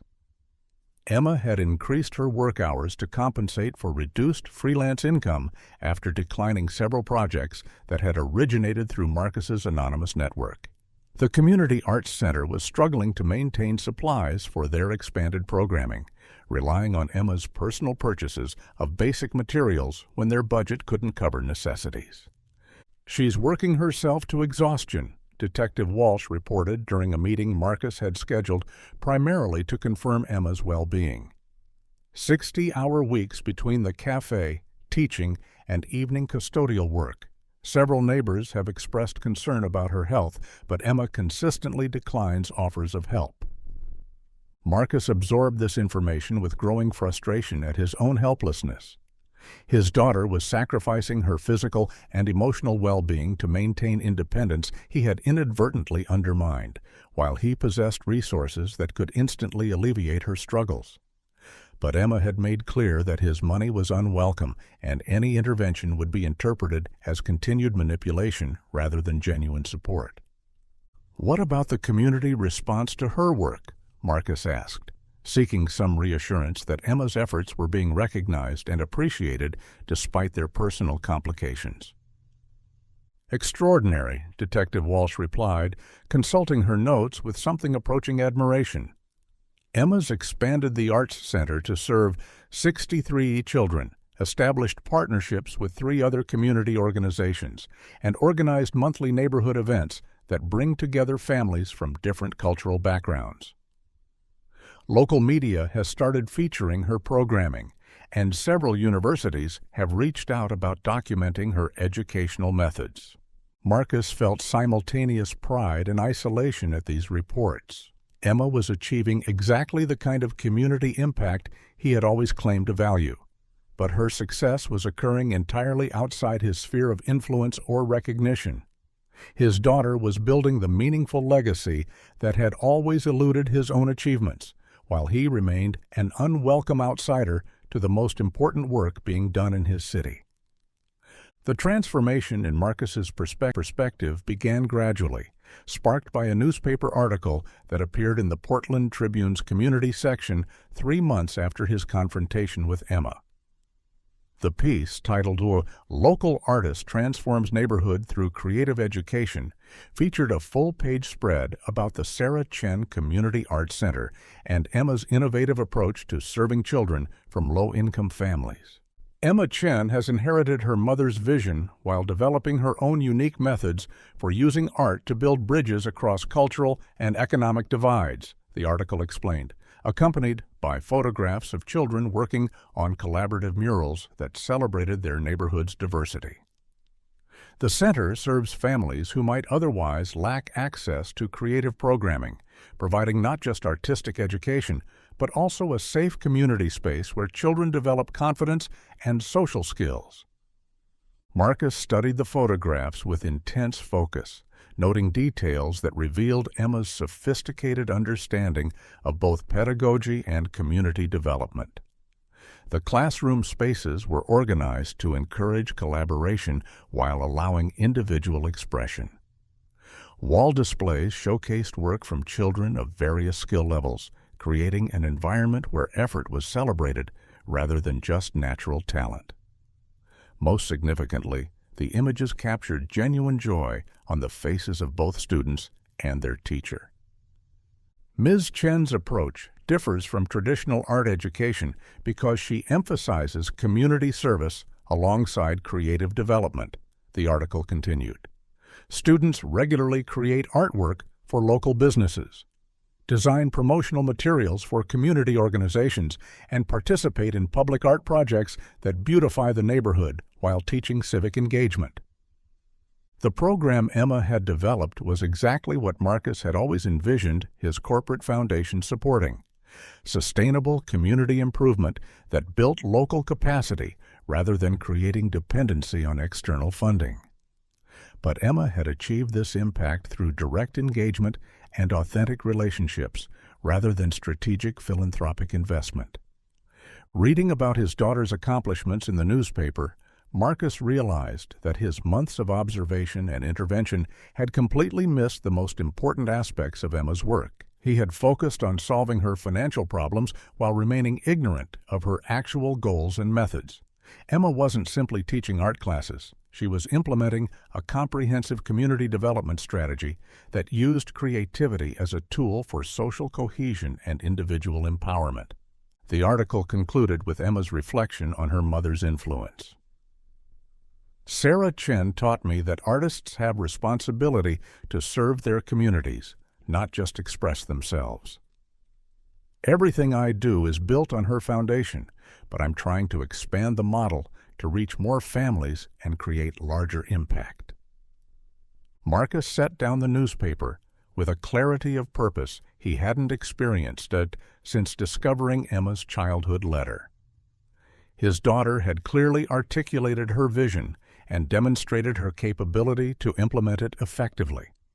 If he genuinely wanted to support Emma's work, rather than simply assuaging his own guilt, he needed to find ways to amplify her impact without controlling or undermining her leadership. The approach that eventually emerged reflected Marcus's business expertise applied to Emma's priorities rather than his own. Instead of providing direct funding or manipulating opportunities for Emma personally, Marcus began leveraging his corporate network to create visibility and partnerships for the Sarah Chen Community Arts Center as an organization worthy of broader support. Working through Sterling Industries' Public Relations Department, Marcus arranged for a documentary film crew to feature Emma's programming as part of a series about innovative educational approaches in urban communities. The coverage would bring regional attention to the center's work while positioning Emma as a thought leader in community arts education. We're developing a series about grassroots solutions to educational equity, the documentary producer explained to Emma during their initial meeting, unaware that Marcus had suggested the center as a subject worth exploring.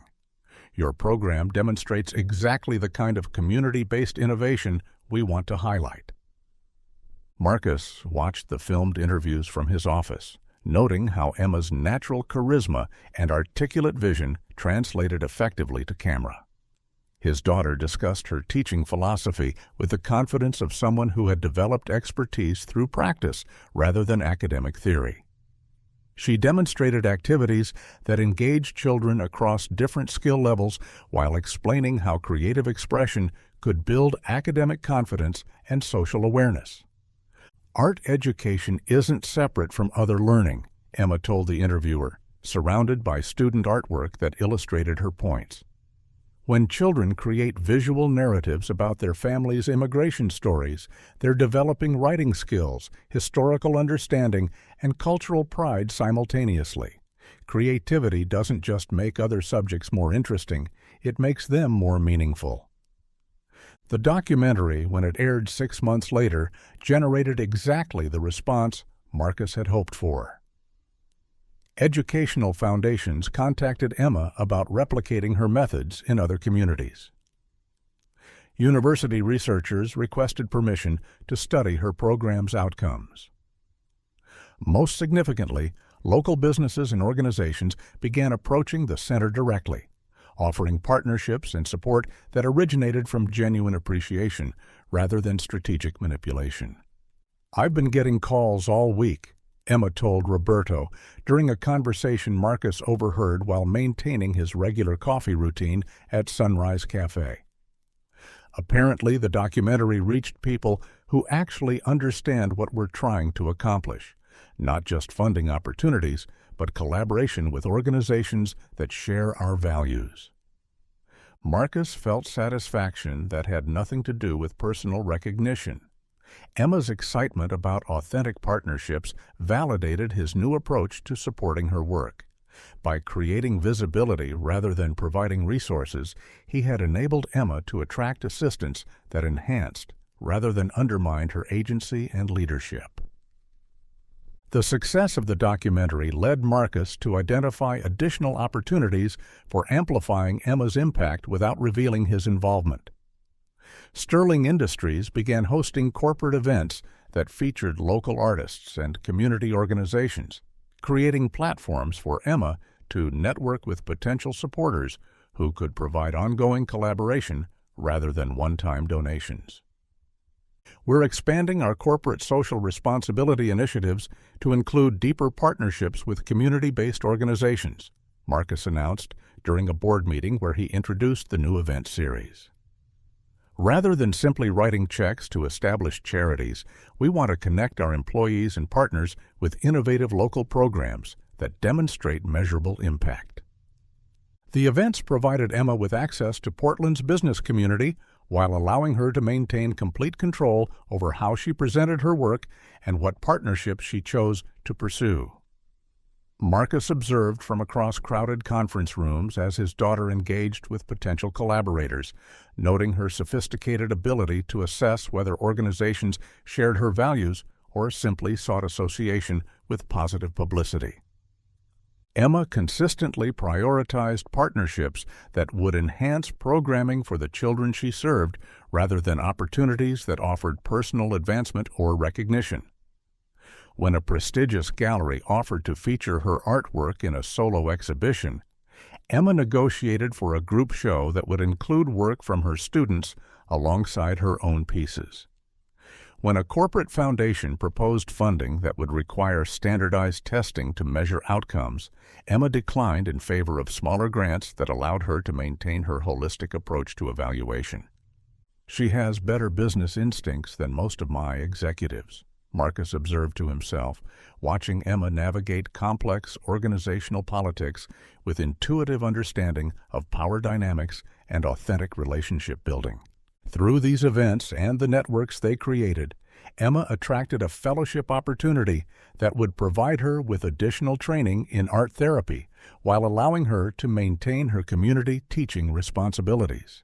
The program, designed for working professionals who wanted to expand their clinical skills, offered exactly the professional development Emma needed to enhance her impact while honoring her commitment to the children who depended on her consistency.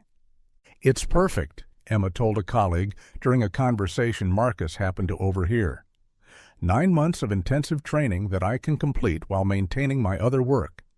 They're even providing stipends for substitute teachers so the kids don't miss programming while I attend weekend seminars." Marcus felt genuine pride in Emma's achievement, recognizing that this opportunity had emerged through her demonstrated expertise and reputation rather than any intervention on his part. His daughter was building the career she wanted through authentic relationship building and professional excellence, exactly as she had always intended. But Marcus's most significant contribution to Emma's work came through his decision to transform the Victorian house where she had grown up into a permanent home for the Sarah Chen Community Arts Center. The project required careful planning to ensure Emma would perceive it as community investment rather than personal manipulation. But the symbolic and practical value seemed worth the complexity.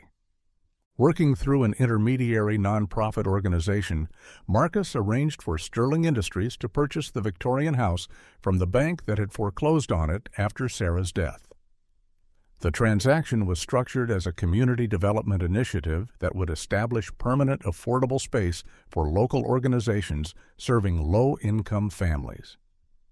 The Portland Community Foundation has acquired the Victorian house at 1247 Elm Street for conversion into a multi-use community center, the press release announced. The facility will house expanded programming for the Sarah Chen Community Arts Center alongside other organizations serving Southeast Portland's diverse population. Marcus had never revealed to Emma that he had been the original purchaser of the house with demolition plans. As far as his daughter knew, Sterling Industries was simply one of several corporate partners supporting the Community Foundation's acquisition and renovation of a historically significant building that would serve neighborhood needs. The renovation project provided Marcus with a way to honor Sarah's memory while supporting Emma's vision, creating something permanent that would outlast any personal complications between them. He hired architects who specialized in adaptive reuse, ensuring the house's Victorian character would be preserved while creating functional spaces optimized for community programming. Emma was invited to participate in the design process as the center's director, providing input on classroom layouts, storage requirements, and accessibility features that would make the facility more effective for serving families with diverse needs. Marcus watched her engage with the design team through the project's public meetings, noting her sophisticated understanding of how physical space could support educational and social objectives. "This room was my childhood bedroom," Emma explained to the architects during a site visit that Marcus observed from across the street. It has perfect north-facing light for painting, and the built-in window seat creates a natural reading nook. If we can preserve those features while expanding the space, it would be ideal for our teen literacy program. Marcus felt emotions he couldn't fully identify as he watched Emma move through the house where she had grown up, seeing it transformed from a site of family struggle into a permanent resource for community building. His daughter was claiming her mother's legacy while expanding it beyond what Sarah had been able to achieve during her lifetime. The renovation took 8 months to complete, during which Emma continued operating the center from its elementary school location while planning for the expanded programming that the new facility would enable. Marcus tracked the project's progress through official reports and community newsletters, resisting every impulse to visit the construction site where his daughter's dreams were taking physical form. When the Sarah Chen Community Arts Center officially reopened in the restored Victorian house, Marcus positioned himself among the crowd of community members, parents, and local officials who gathered to celebrate the completion of Portland's newest community resource. He wore casual clothes rather than his usual business attire, blending into the diverse gathering while maintaining enough distance to avoid any possibility of encountering Emma directly. "Today, we're not just opening a building," Emma addressed the crowd from the front porch where she had once sat with Sarah in the photograph Marcus carried in his wallet. "We're establishing a permanent home for creativity, learning, and community connection that will serve families for generations to come." Marcus watched his daughter speak with the confidence and authority that came from years of building trust and credibility within her community. Emma's remarks focused on honoring her mother's vision while acknowledging the collaborative effort that had made the expansion possible, including contributions from organizations and individuals whose identities she often couldn't identify, but whose impact she deeply appreciated. "This house has always been about family," Emma continued, gesturing toward the restored Victorian details that now framed spaces designed for community gathering. "First, it sheltered my mother and me during the years when we needed safety and stability. Now, it will shelter all our neighborhood families as they explore creativity, build skills, and support each other through the challenges and celebrations that define community life." The ceremony concluded with tours of the renovated facility, allowing visitors to see how historical preservation had been combined with contemporary accessibility to create spaces that honored the past while serving current needs. Marcus followed the crowd through rooms that had once contained his daughter's childhood, while now featured professional art studios, flexible classroom space, and a library where families could access resources in multiple languages. In what had been Emma's childhood bedroom, now transformed into a light-filled painting studio, Marcus discovered a permanent installation that revealed his daughter's sophisticated understanding of her family's history and its connection to larger community narratives.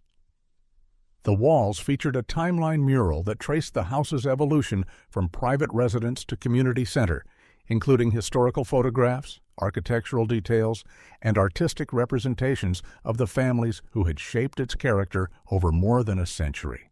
Sarah's contributions were documented alongside those of other community leaders who had worked to strengthen the neighborhood through various challenges and changes.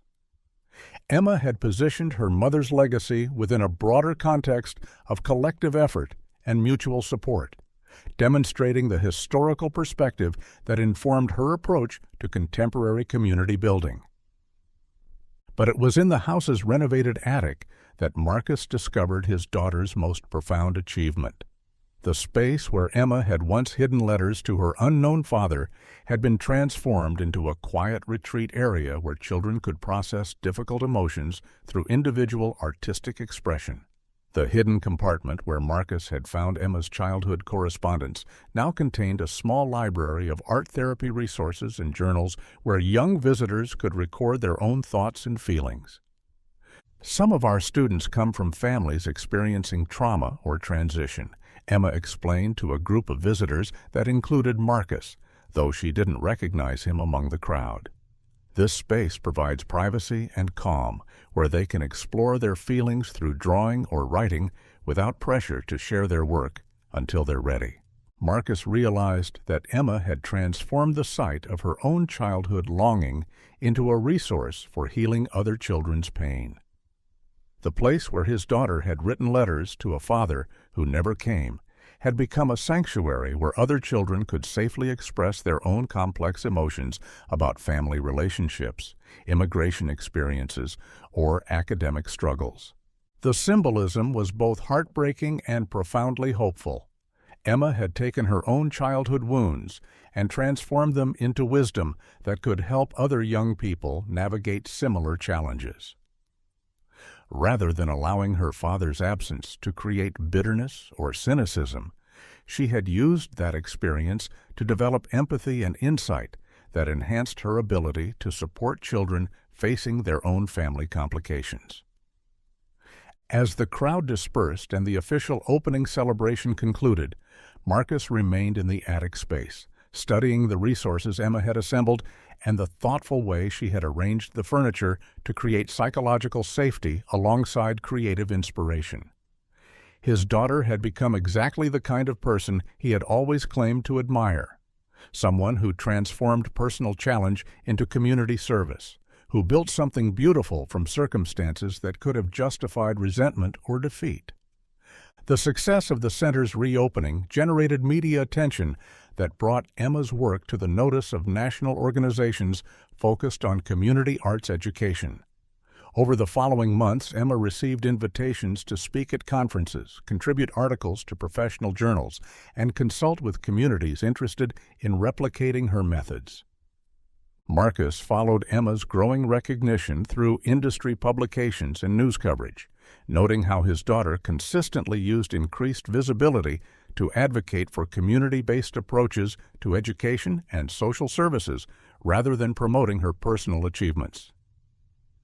Emma's conference presentations focused on sustainable funding models, authentic community engagement, and the importance of local leadership in developing effective programming.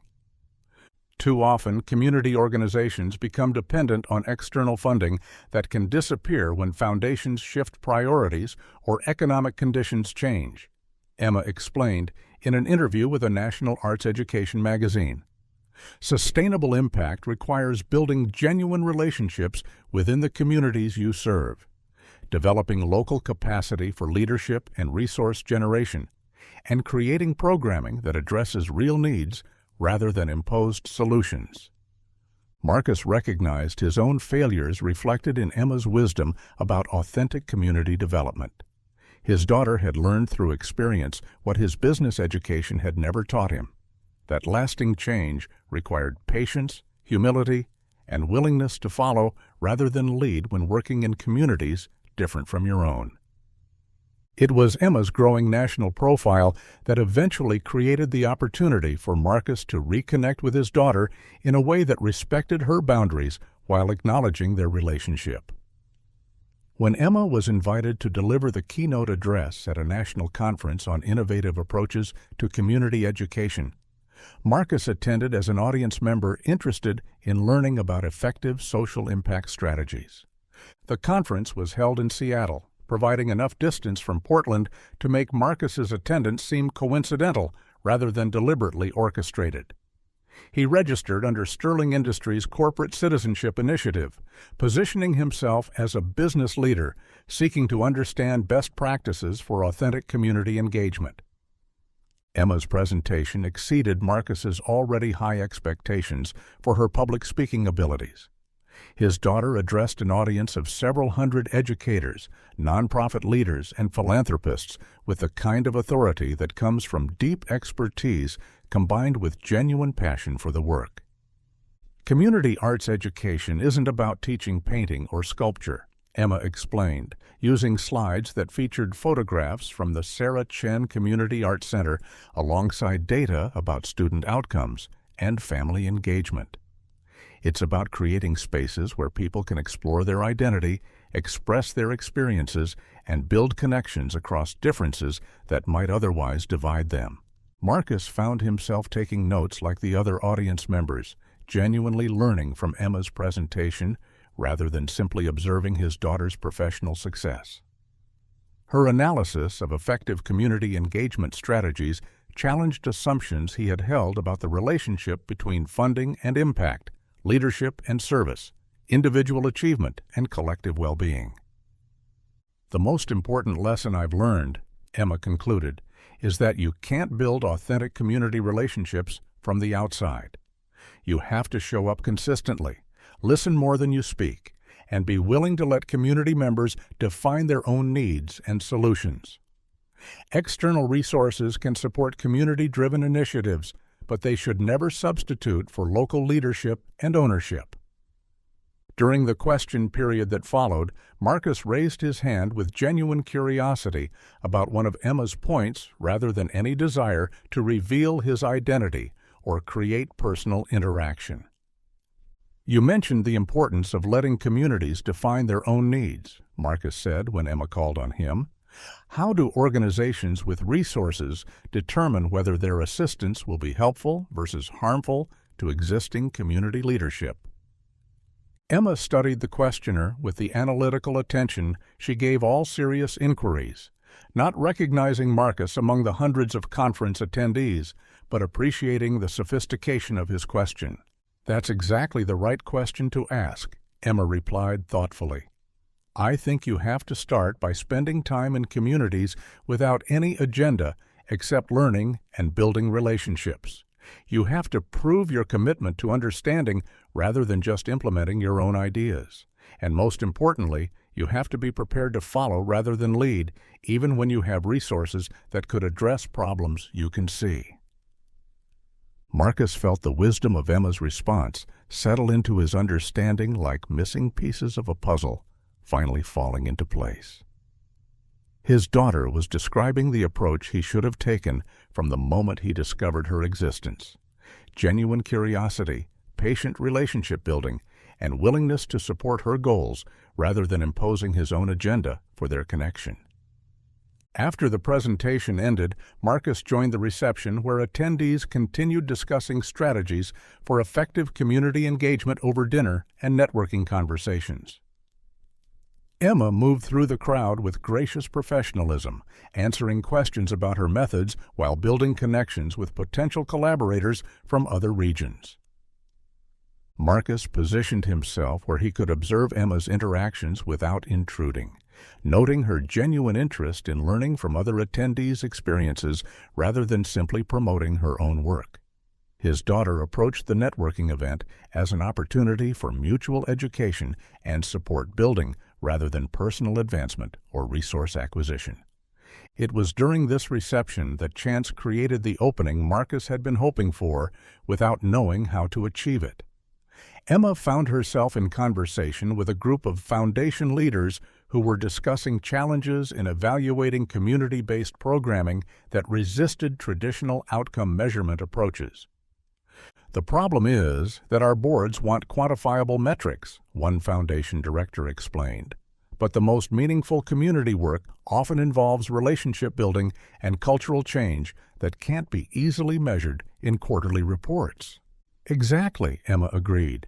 "And when you impose external evaluation criteria on community programs, you often end up changing the programs to serve the metrics rather than the people they're designed to help." Marcus joined the edge of this conversation, contributing observations from his business experience with performance measurement that proved surprisingly relevant to the nonprofit challenges being discussed. "In business, we've learned that the most important indicators are often lagging rather than leading measures," Marcus offered. "Financial results tell you whether your strategies worked, but they don't predict future success.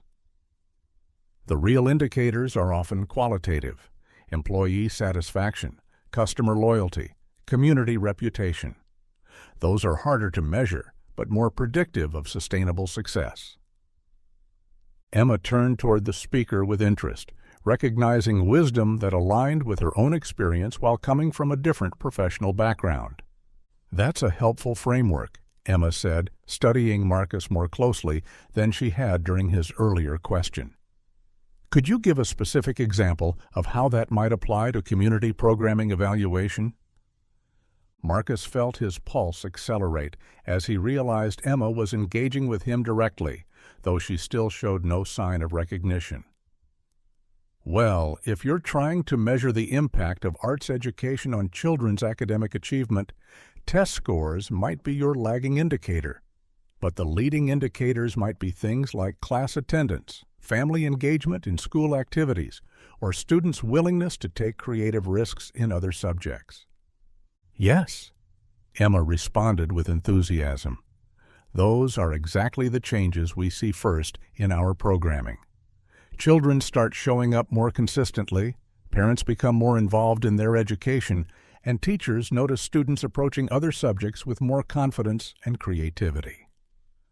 The conversation continued for 20 minutes, during which Marcus found himself discussing community development strategies with his daughter in the kind of substantive professional exchange he had always hoped they might share. Emma's insights about sustainable programming challenged his assumptions about effective philanthropy, while his business experience provided frameworks that helped her articulate her intuitive understanding of organizational development. Other conference attendees gradually joined and left the conversation, but Marcus and Emma continued their discussion with the kind of intellectual engagement that transcended the networking event's superficial social dynamics. They discovered shared interests in systems thinking, sustainable impact, and the challenges of scaling successful community initiatives without losing their effectiveness. I feel like I've learned more in this conversation than in some entire conferences, Emma told Marcus as the reception began winding down. Your perspective on organizational development is really helpful for thinking about how we might replicate our model in other communities. I'm impressed by the sophistication of your approach, Marcus replied honestly. You've developed strategies that most businesses never master: authentic stakeholder engagement, sustainable resource development, and impact measurement that actually improves rather than distorts the work. Emma smiled with the genuine pleasure that came from having her professional expertise recognized by someone whose opinion she respected. Would you mind if I contacted you after the conference? I'd love to continue this conversation and maybe get your input on some organizational challenges we're facing. Marcus felt his throat tighten with emotions he struggled to control. I would be honored to continue our discussion, he managed to say. My email is on my business card. As they exchanged contact information, Marcus wondered whether Emma would recognize his name when she looked at his card more carefully later. Sterling Industries had been featured in Portland media as one of the corporate sponsors of community programming, though Marcus had deliberately kept his personal involvement minimal to avoid any connection to Emma's work. The email Emma sent 3 days after the conference was professional and thoughtful, outlining specific questions about organizational structure and strategic planning that demonstrated she had been seriously considering their conversation. I've been thinking about your comments regarding leading versus lagging indicators, Emma wrote. Would you be willing to look at our current evaluation methods and suggest improvements that might help us better document our impact for potential funders while staying true to our community-centered approach? Marcus read the email multiple times, recognizing the opportunity Emma was offering for ongoing professional collaboration that might eventually evolve into something more personal. His daughter was inviting him to contribute his expertise to her work without knowing their genetic connection, providing exactly the kind of relationship foundation he had been seeking. His response was carefully crafted to be helpful while maintaining appropriate professional boundaries.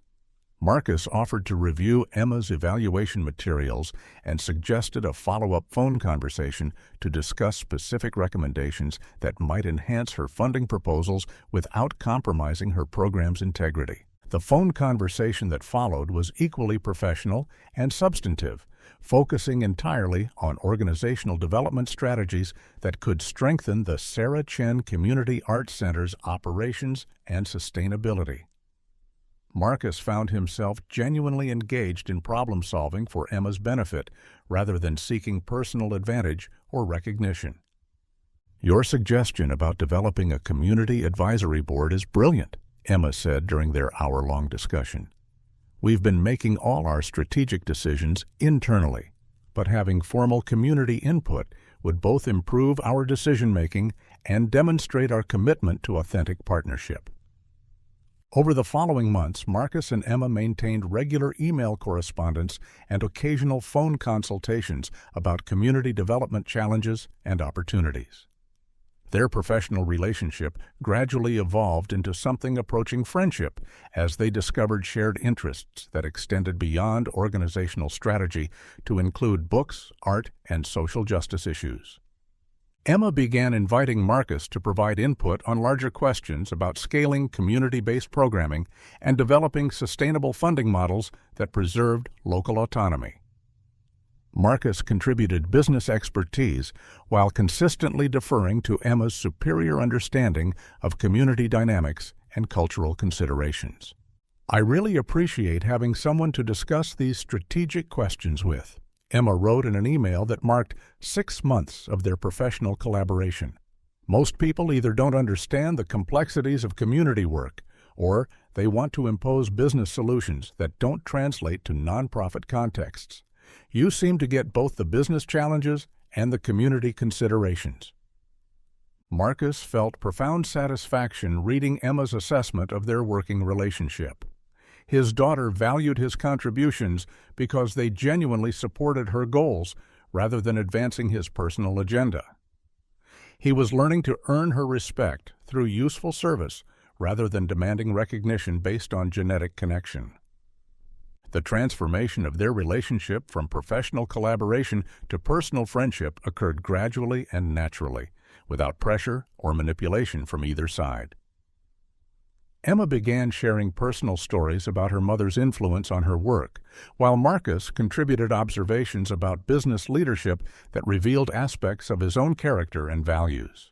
"My mother always said that the best leaders are the ones who make other people feel capable of achieving more than they thought possible," Emma mentioned during one conversation. "I think about that constantly when I'm working with the kids.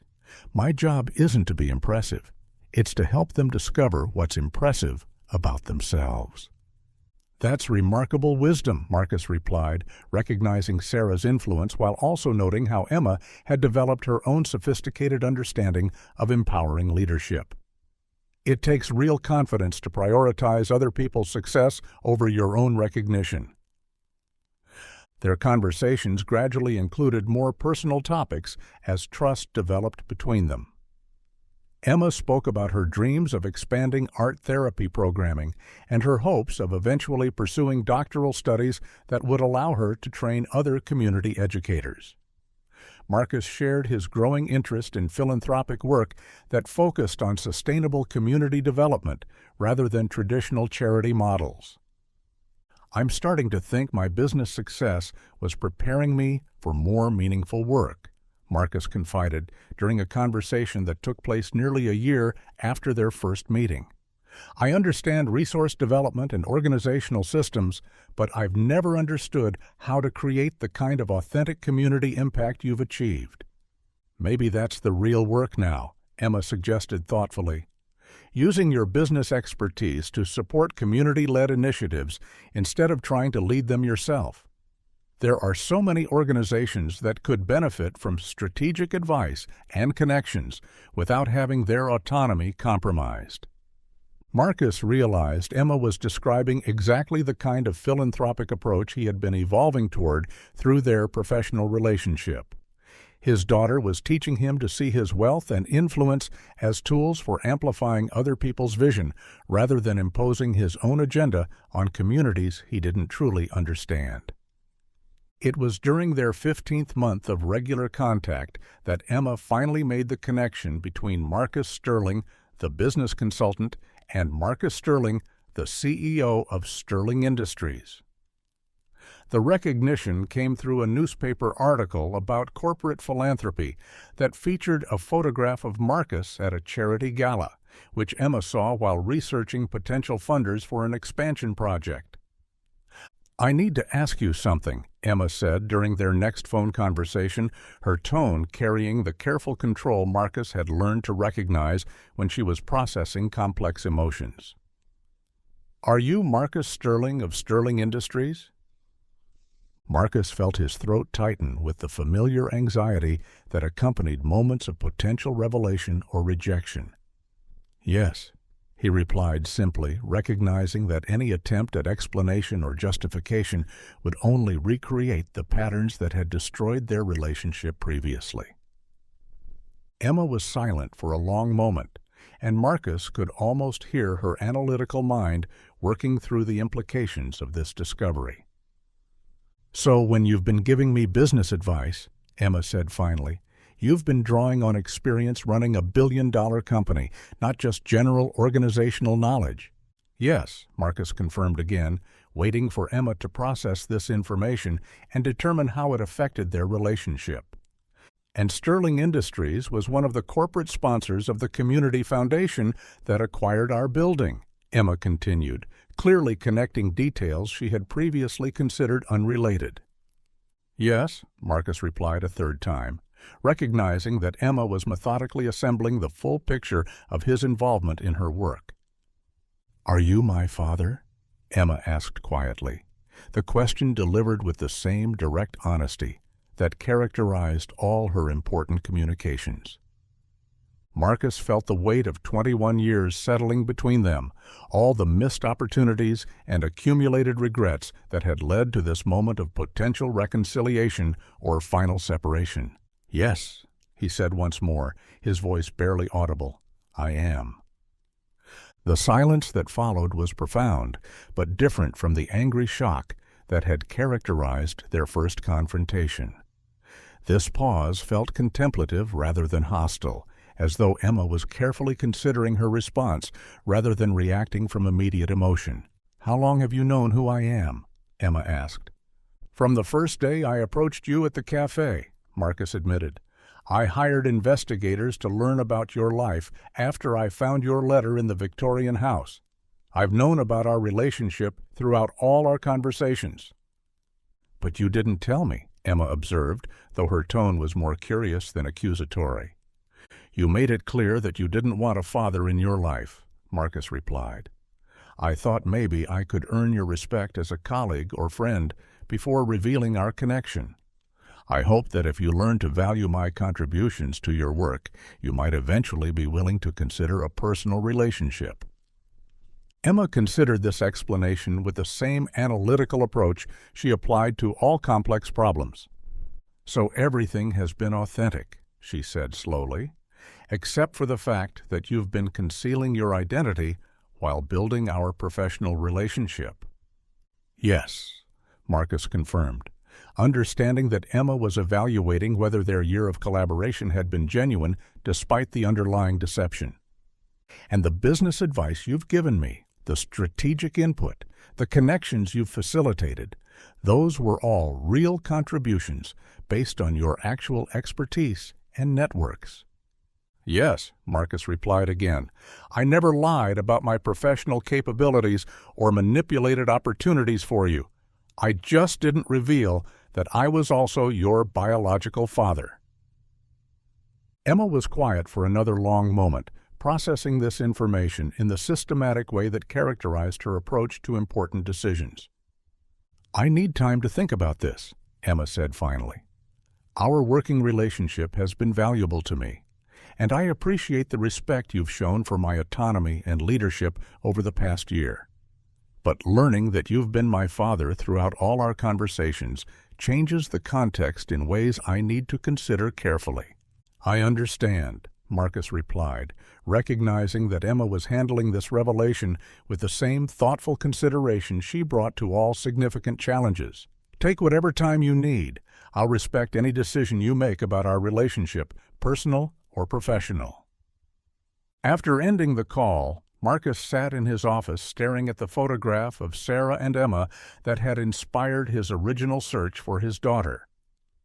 22 months after discovering Emma's existence, he had finally achieved the honest relationship he had always claimed to want. But the outcome remained entirely in Emma's hands, dependent on her assessment of his character and motivations rather than any strategic maneuvering he might attempt.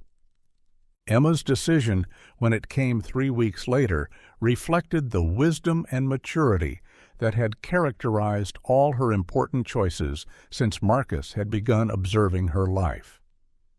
"I want to continue our professional collaboration," Emma told him during a carefully scheduled phone conversation. "Your business expertise has genuinely improved our organization's effectiveness, and ending that support would harm the children and families we serve."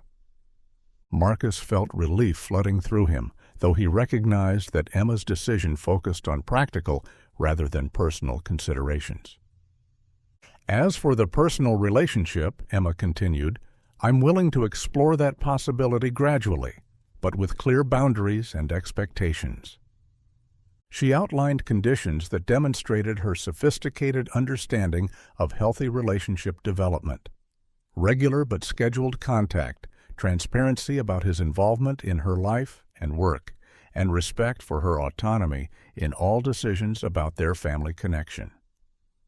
"I don't need a father to rescue me or solve my problems," Emma explained, "but I might be interested in getting to know the person you've become and determining whether we can build something meaningful together." Marcus agreed to Emma's conditions without hesitation, recognizing that his daughter was offering him the opportunity he had sought while maintaining the independence and dignity that made her respect worth earning.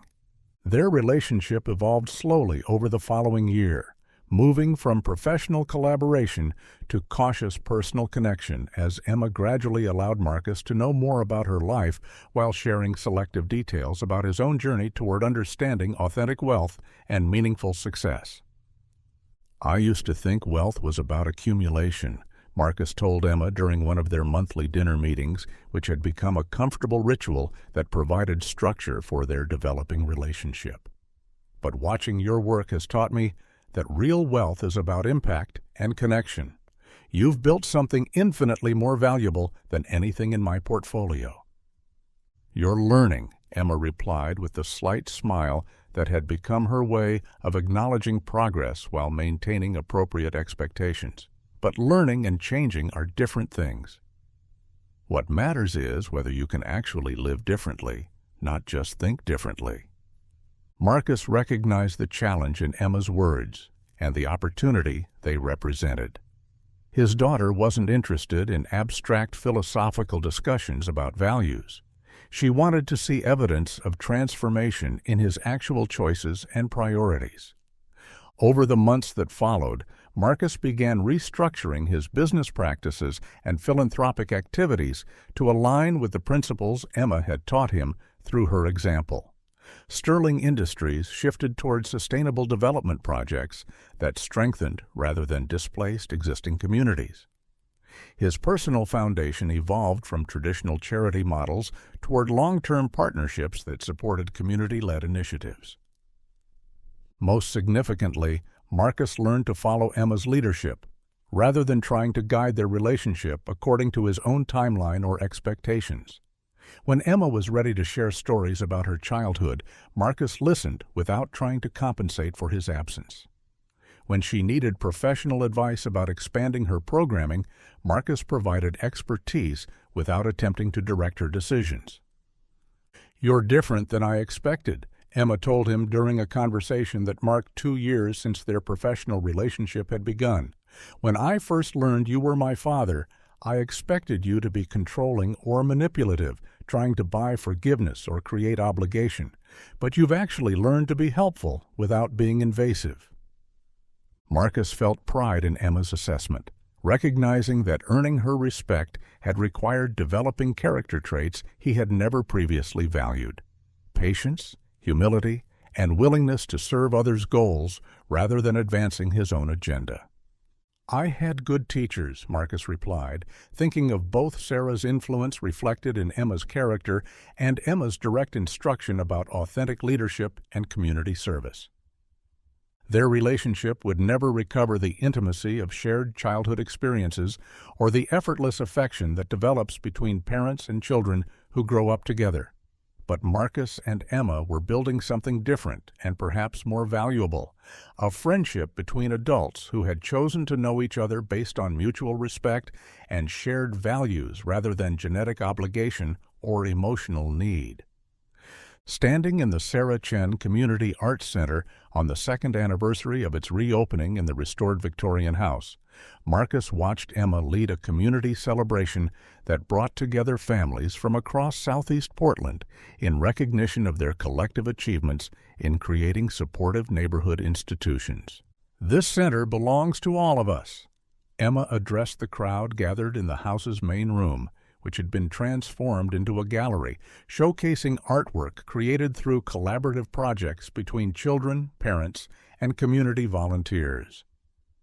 "It succeeds because we've all contributed our different talents and resources to build something larger than any of us could have achieved individually." Marcus observed from the back of the room, content to be one anonymous supporter among many, rather than seeking recognition for his contributions to the center's development. Emma had taught him that the most meaningful achievements were collective rather than individual, and that the greatest satisfaction came from enabling others' success, rather than claiming credit for outcomes he had helped make possible. After the formal program ended, Emma found Marcus in the crowd and approached him with the easy familiarity that had developed between them over their years of growing friendship. "Thank you for being here," Emma said, her gratitude extending beyond his attendance at the evening's event to encompass his consistent presence in her life without demands for more connection than she was prepared to offer. "Thank you for teaching me what community actually means," Marcus replied, recognizing that his daughter had provided education more valuable than any business school or professional development program. Emma smiled with genuine warmth, and Marcus realized that their relationship had evolved into something he had never anticipated when he first discovered her letter in the Victorian house's attic. He had gained not just a daughter, but a teacher, colleague, and friend whose respect he had earned through patient service rather than genetic claim or financial manipulation. Looking around the restored house filled with families celebrating their shared achievements in creating supportive community institutions, Marcus understood that Emma had been right about the nature of true wealth. The billion-dollar empire he had built across multiple cities couldn't provide the satisfaction that came from contributing to this single neighborhood's well-being. His greatest achievement wasn't sterling industries or his accumulated assets, but the slow, careful work of earning a place in his daughter's remarkable life. Emma had inherited Sarah's compassion and his determination, but she had transformed those qualities into something neither parent had achieved individually: the ability to build lasting institutions that served others while creating meaning and connection for everyone involved. Marcus Sterling had finally learned what his daughter had always known, that the most valuable things in life couldn't be purchased or controlled, only earned through authentic service to purposes larger than personal advancement. And in learning that lesson, he had discovered wealth beyond anything his business success had ever provided.